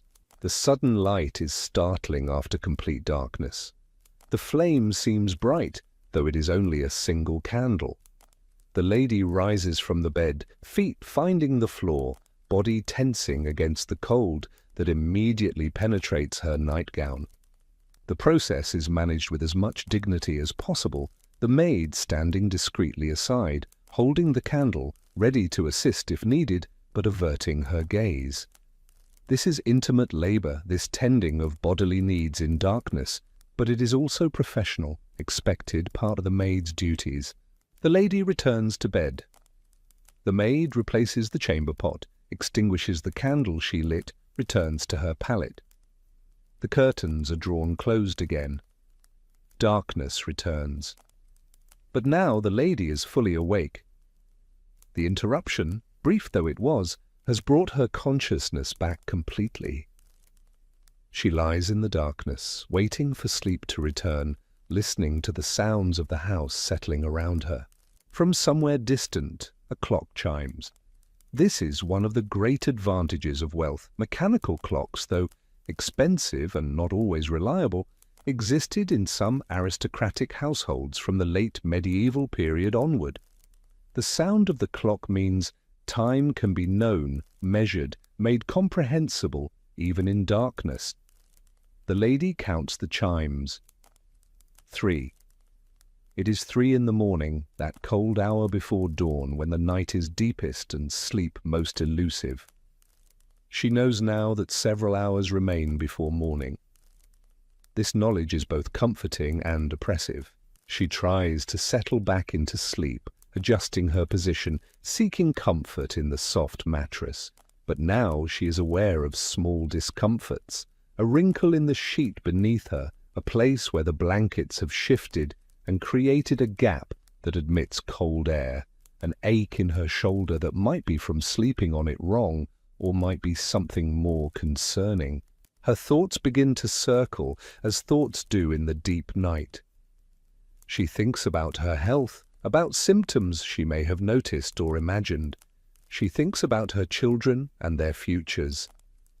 She thinks about debts and expenses, about the management of the household, about 1,000 small concerns that daylight would render manageable, but that darkness magnifies. Time passes unmeasured now, the clocks chiming having provided only a single reference point. She drifts in and out of light sleep, never quite achieving the depth of rest that came earlier in the night. When she next fully wakes, there is a subtle change in the quality of darkness. Not light yet, but perhaps the very first suggestion that light is approaching. Or perhaps this is imagination, the hope for dawn creating the perception of its approach. She lies quietly, waiting. The maid still sleeps in the corner. She can hear soft, regular breathing. The house is silent except for the occasional creak and settle of old wood adjusting to temperature changes. Gradually, very gradually, the darkness does begin to thin. The bed curtains, heavy though they are, cannot completely block the approach of dawn. A greyness seeps through, replacing the absolute black with something slightly less absolute. The lady waits until this greyness brightens enough to suggest true morning, then calls for her maid. The process of rising begins. Chamber pot again, washing with cold water from a basin, the elaborate process of dressing that mirrors the undressing of the previous evening. Her night is over. It was not comfortable in any absolute sense. Cold still intruded, waking still occurred, the hours still passed slowly. But it was undeniably easier than the night experienced on a straw mattress in a single-room dwelling with no servants to call upon, no clock to mark time, no softness to cushion the body's weight. Let us consider now a different privileged night, the night of illness, when wealth provides access to care but cannot prevent suffering. The lady has fallen ill. Not seriously, perhaps, but enough that fever has taken hold, that her body aches, that sleep is even more elusive than usual. The physician has been called, has examined her, has prescribed remedies that may or may not help. Her chamber becomes a space of vigilance. The maid no longer sleeps, but sits in a chair near the bed, wakeful through the entire night, ready to respond to any need. Additional servants are assigned to support this care, one to tend the fire constantly, keeping the room warmer than usual, one to fetch whatever might be needed from other parts of the house. The bed curtains are left partially open so the maid can see her mistress without needing to disturb the enclosure. A better candle burns through the night, providing steady light. The lady is not alone in darkness, but surrounded by attention, by care, by the labor of others dedicated to her comfort. Yet illness makes night unbearable regardless of these advantages. The fever creates discomfort that no soft mattress can ease. She is too hot beneath the blankets, then too cold when they are removed. Her body aches in ways that shifting position cannot relieve. Her thoughts become confused, circling and fragmenting with the fever's influence. The maid offers water, adjusts blankets, places cool cloths on the lady's forehead. She performs these tasks with gentle efficiency, speaking soothingly, providing human presence in the difficult hours. This is valuable labor, this vigil through the night, this attention that allows the sick person to rest as much as possible rather than having to tend to their own needs. Morning comes eventually, bringing the physician again, bringing daylight that makes the illness seem slightly less oppressive. The lady will recover. This particular illness is not serious, but the night has been endured rather than slept through, and even wealth could not make it comfortable. Consider also the aristocratic traveller, forced by circumstance to spend nights in unfamiliar places. Travel in pre-industrial times was difficult for everyone, but wealth could purchase better conditions, a private room at an inn rather than a shared space, a better bed than the common sleeping areas where multiple travellers might lie side by side. Even so, the traveller's night is marked by unfamiliarity and vigilance. The room is strange, the sounds are different from home. The bed, even if of reasonable quality, is not their own bed with its familiar contours and smells. The door may have a lock, but is it secure? Are the other guests in the inn trustworthy? Where are the servants, and can they be relied upon? The aristocratic traveller lies in darkness in this strange room, listening to unfamiliar sounds, other guests moving through corridors, the innkeeper's family in rooms below, horses in the stable attached to the building, the sounds of the street outside. Every sound requires interpretation. Every creak might be something concerning. Sleep comes poorly in such circumstances. The body remains tense, never fully relaxing. The mind stays partially alert, monitoring for threats. Even wealth cannot purchase the security of familiar surroundings. Morning brings relief. The journey can continue. Progress can be made toward home or destination. But the night has extracted its cost, adding to the exhaustion of travel, the stress of displacement. Let us shift our attention now to institutional sleep, the nights of those living in monasteries, convents, or other communities organized around religious or communal principles. These nights followed different rules, shaped by bells and prayers and shared schedules. In a monastery, sleep was structured, regulated, interrupted by design. The monks retired after Compline, the final prayer service of the day, sometime around 8 or 9 in the evening. They slept in individual cells or in a communal dormitory, depending on the monastery's size and wealth. But this sleep was intended to be interrupted. At midnight, or shortly after, a bell would ring for matins calling the monks to prayer. They would rise from beds, dress in the darkness or by dim light, make their way through cold corridors to the chapel. The night office of prayers could last an hour or more, depending on the day and the liturgical calendar. The monks stood or sat in the cold chapel, chanting psalms, listening to readings, performing the ritual work that structured their lives. Their breath was visible in the candle-lit space. Their bodies ached from cold and interrupted sleep. When matins concluded, they returned to bed, to what remained of the night, to second sleep, which would last until the bell rang again for lauds at dawn. This pattern was not occasional, but perpetual, night after night, year after year. The monastic night was both more structured and more demanding than ordinary sleep. The monks knew precisely when they would wake because bells determined it. But they also knew they would be woken, that their sleep would be fragmented by design, that comfort and rest were secondary to religious observance. Some monks found peace in this rhythm, the predictability, the shared nature of the experience, the sense of purpose. These factors could make the difficulty bearable, even meaningful. Others struggled constantly, fighting exhaustion, resenting the interruption, enduring rather than embracing the pattern. The elderly monks suffered particularly. Rising in cold, walking through dark corridors, standing through long prayer services, these demands wore away at aging bodies. Many developed chronic ailments. Sleep deprivation accumulated over decades, taking its toll. Yet, this was considered virtuous, the sacrifice of comfort, the willingness to interrupt rest for prayer, the acceptance of hardship. These were marks of dedication, of spiritual seriousness.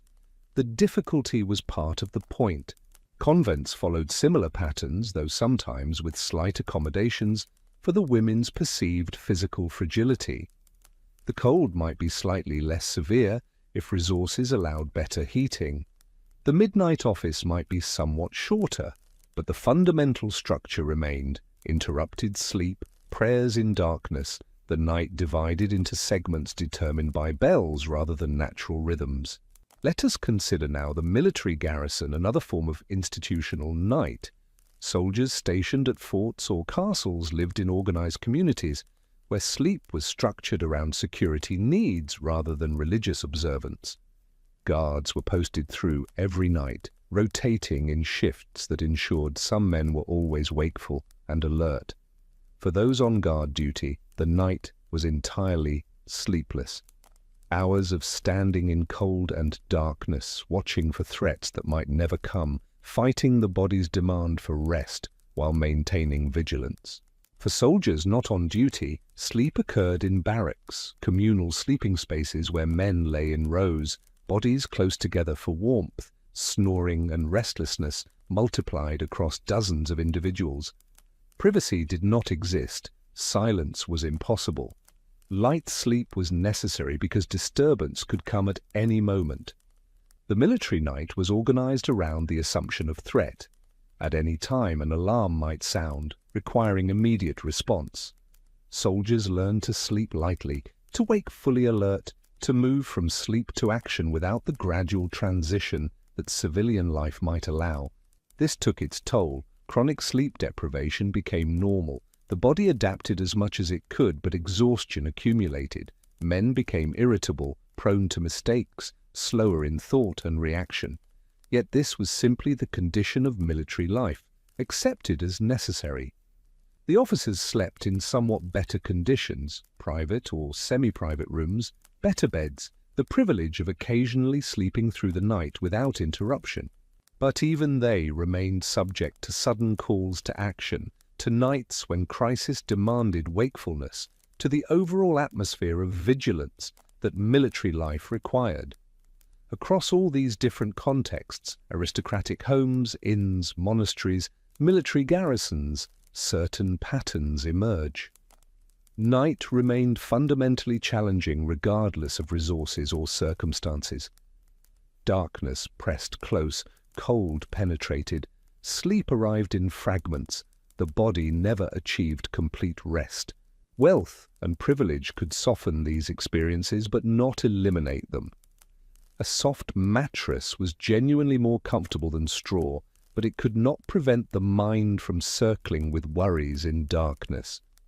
Multiple candles provided more light, but eventually they were extinguished and darkness returned. Servants could tend fires and respond to needs, but they could not make the night pass more quickly or guarantee that sleep would come easily. The fundamental condition of night, its length, its darkness, its cold, its uncertainty, was shared across social classes. The wealthy endured it in greater comfort, certainly. They had advantages that made significant differences in immediate experience, but they could not escape it, could not opt out of the basic reality that night meant waiting in darkness for dawn to arrive. Even the very wealthy, even royalty, experienced interrupted sleep, cold that penetrated despite fires and blankets, hours that passed slowly in darkness. The grandest bedchamber in the finest palace was still dark when candles were extinguished. Time still could not be hurried. Morning still came only when it came. This is perhaps why dawn held such universal significance. Regardless of who you were, regardless of what resources you commanded, the arrival of light meant relief. The long, difficult night was ending. Visibility was returning. The day, with all its work and challenges, at least offered light and warmth and the sense of time moving forward. The rhythm of night and day shaped all human life before electric lighting. The sun set and darkness fell, and everyone, peasant and noble, servant and master, monk and soldier, entered that same fundamental condition of reduced visibility, cold and uncertainty. The experience varied in degree but not in kind. Imagine yourself now in that aristocratic bed, surrounded by soft fabrics and warm blankets, servants nearby, a clock marking time in the distance. The night is still long, you are still alone with your thoughts. The darkness still presses close despite all your advantages. Morning is still hours away, and you must simply wait, enduring the slow passage of time that neither wealth nor privilege can accelerate. The quiet struggle continues, even in comfort. The body seeks rest it cannot fully find. The mind counts hours it can measure but not control. And eventually, as it always does, dawn arrives, not because you are wealthy or powerful, but simply because the earth continues its rotation, bringing light back into the world regardless of who has suffered through the darkness. We have traveled together through many nights now, through the cold dwelling with its straw mattress, through Margaret's lifetime of interrupted sleep, through the cultural understanding of darkness as both physical and spiritual condition, through the privileged bedchambers where wealth softened but could not eliminate the fundamental challenge of night. Let us rest here for a moment, in this quiet space between their world and ours, and consider what we have witnessed. For thousands of years, human beings lived with night as an absolute condition. When the sun set, darkness fell with a completeness that is difficult for us to comprehend. There was no switch to flip, no button to press, no reliable way to banish the dark or to know with certainty how many hours remained until morning.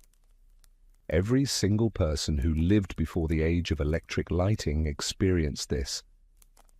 The peasant on the straw mattress and the noble in the curtained bed both waited in darkness for dawn. The young mother rising to nurse her child and the elderly person lying awake with pain both moved through those long hours without reliable comfort or certain knowledge of time. Sleep came in fragments, interrupted by cold, by discomfort, by sounds that demanded interpretation, by the body's own needs.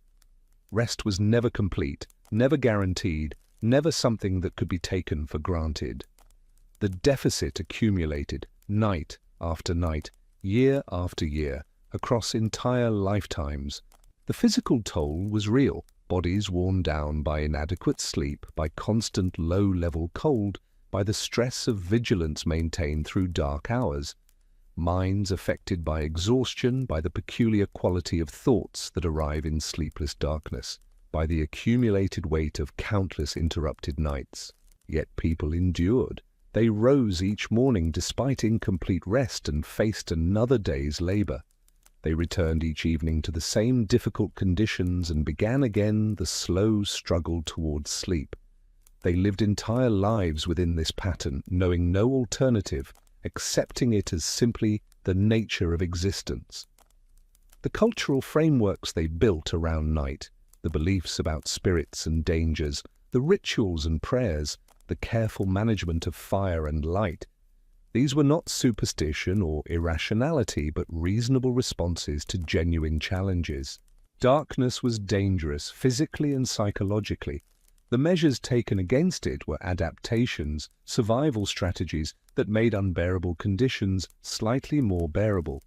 When we encountered the concept of segmented sleep, first sleep and second sleep with waking hours between, we touched something profound about human flexibility.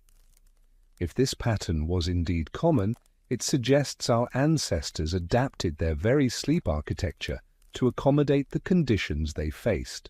The long dark hours could not be shortened, so consciousness itself adjusted, finding ways to occupy that middle-of-night waking period with quiet activity, with prayer, with intimacy, with contemplation. This was not optimal, it was compromise. But it was also remarkably human. The ability to make meaning and structure, even in difficult circumstances, to find ways of living that worked well enough to continue. Margaret's life, ordinary and unremarkable as it was, carried within it the accumulated experience of millions. Her exhaustion was their exhaustion, her nights of broken sleep, of worrying in darkness, of waiting for morning. These were universal experiences repeated across continents and centuries with only minor variations. She is gone now, and her nights are ended. But understanding what she endured helps us grasp something important about the human past. The grand events we learn about, wars, political changes, cultural achievements, all occurred against the backdrop of these ordinary struggles. Every historical figure we know by name lived through countless nights like the ones we have explored. The soldier who fought in famous battles returned each night to cold and inadequate sleep. The artist who created lasting works woke multiple times through darkness, shivering, uncertain of the hour. The philosopher whose ideas shaped civilizations lay awake with the same physical discomforts and mental restlessness that troubled everyone. Night was the great leveler, the common experience that transcended differences of wealth, status, and achievement. Everyone waited in darkness, everyone struggled toward rest, everyone hoped for dawn. And then, remarkably, this changed. The transformation came gradually at first, better candles, improved oil lamps, gas lighting in cities. But the true revolution arrived with electric light, with the ability to turn night into day at will, instantly, reliably, affordably. Within a few generations, the fundamental human experience of night was transformed. Darkness became optional. Time became knowable at any moment. Sleep could occur in warm, controlled environments. The ancient pattern of segmented sleep gave way to continuous rest, and within decades, the older pattern was forgotten so completely that its rediscovery by historians seems strange and unlikely. We are the inheritors of this transformation. We live in a world where night has been conquered, where darkness exists only if we choose to allow it. We can know precisely what time it is at any moment. We can control temperature with precision. We can distract ourselves endlessly, avoiding the silence and stillness that our ancestors had no choice but to endure. This is an extraordinary privilege, one so complete that we rarely recognize it as privilege at all. We take for granted that sleep will occur in warmth and safety, that morning will arrive at a predictable time, that the night holds no real uncertainty or threat. But perhaps there is value in occasionally remembering what was lost, or rather, what was escaped. The nights we have explored together were difficult, uncomfortable, often miserable. No reasonable person would wish to return to them. Yet they were also deeply human, marked by endurance and adaptation, and the quiet persistence of life continuing despite hardship. Our ancestors were not defeated by their nights. They found ways to live, to love, to create meaning, to raise children, and build communities despite the nightly return of cold and darkness. Their resilience was not heroic in any dramatic sense. It was simply the steady continuation of existence under difficult conditions. When you lie down tonight in your warm bed, in your climate-controlled room, with your phone showing you the exact time, and with electric lights available at the touch of a switch, you might spare a thought for all those who came before, for Margaret and Thomas and their children, for the anonymous peasants and servants and soldiers, for the monks rising at midnight for prayer, for the nobles in their curtained beds who still suffered through long dark hours. They would marvel at the comfort you take for granted, the reliability of your rest, the certainty of your mornings, the absolute conquest of darkness that electricity has provided. But they would also recognize something familiar in you. The body that seeks rest is the same body. The mind that circles with worries in darkness is the same mind. The hope for morning, for light, for relief from the difficulties of night. These are constants that technology cannot entirely eliminate. You are separated from them by centuries and by transformations so profound that your lived experience bears little resemblance to theirs. Yet you are also connected by the basic facts of being human, of having a body that tires, of facing the daily cycle of light and dark, of seeking comfort and safety and rest. The rhythm of their days and nights shaped the rhythm of human civilization for millennia. The sun rose, work began, light faded, darkness fell, people struggled towards sleep, morning returned. Generation after generation, this pattern repeated with such consistency that it seemed eternal, unchangeable, simply the way existence was structured. And then it changed within the span of a few human lifetimes. The eternal pattern broke. Night was transformed from an absolute condition into something manageable, controllable, optional. We are still learning what this transformation means, what it has done to our sleep, our health, our consciousness itself. We suffer from new problems, the inability to disconnect, the constant stimulation, the disruption of natural sleep patterns by artificial light. These are real issues, worthy of attention and concern, but they are also problems of abundance, of too much control rather than too little. We can adjust screen brightness, install blackout curtains, use white noise machines. We have options that would have seemed like magic to our ancestors. As you drift towards sleep tonight, and you will drift because your body knows how to sleep in ways that are easier, more reliable than anything Margaret or her contemporaries experienced, let the weight of history settle gently around you. All those nights, all those people, all that quiet, struggling and enduring and waiting for dawn. They made it through. Morning always came eventually, bringing light and warmth and the continuation of life. Their nights ended, as all nights must, giving way to days where work continued, where small joys could be found, where existence persisted despite everything. Your night will end too, more comfortably than theirs, more predictably. You will wake to an alarm rather than uncertainty. You will rise in warmth rather than cold. You will know immediately what time it is, what day it is, what awaits you. This is the gift of modernity, not just the technology itself, but the liberation from that ancient pattern of struggle and endurance that shaped so many human lives. We are freed from the hardship of their nights, though perhaps we have also lost something of the patience, the resilience, the acceptance that came from living within such strict limitations. Rest now, in your comfortable bed, in your controlled environment. Let sleep arrive, continuous and restorative, in ways that were once impossible. Let the morning find you rested, warm, safe. Privileges so complete they feel like simple normality. And when you wake, perhaps carry with you a quiet appreciation for how different your night was from the countless nights that came before, for the transformation that separates your experience from theirs, for the simple, profound comfort of darkness that can be banished at will, of cold that can be defeated, of time that can be known, of sleep that can arrive whole rather than fragmented. The nights that rarely ended well are ended now, replaced by nights that offer genuine rest. This is no small thing.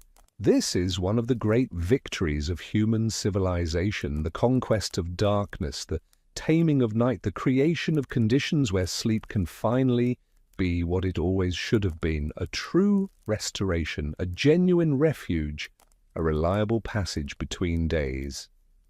Sleep well, then. Sleep in the comfort that generations struggled toward but never achieved. Sleep knowing that morning will come, that you will wake warm and rested, that the long, difficult nights of the past are truly past. The rhythm of their nights is broken now, replaced by the rhythm of yours. Their struggle is ended, their darkness is conquered, and you are the inheritor of that victory, living in the transformed world their endurance helped create. Let yourself drift now. Let the quiet history we have traveled through together settle into the back of your mind, a gentle reminder of how far humanity has come, of what comfort truly means, of the simple miracle of a night that ends well. The darkness holds no power over you, the cold cannot reach you, the uncertainty is banished. Sleep arrives when you allow it, and morning comes precisely when expected. This is your night. Rest in it. Rest deeply. Rest well. And when dawn arrives, as it always does, as it always will, rise knowing that you have been granted something precious, something your ancestors could only dream of, a night of genuine, uninterrupted, restorative sleep. The story of their nights is complete. The story of yours continues comfortable and certain in ways they could scarcely have imagined. Sleep now. The long journey through history is ended. The present welcomes you back, warm and safe and lit by the reliable dawn of another day.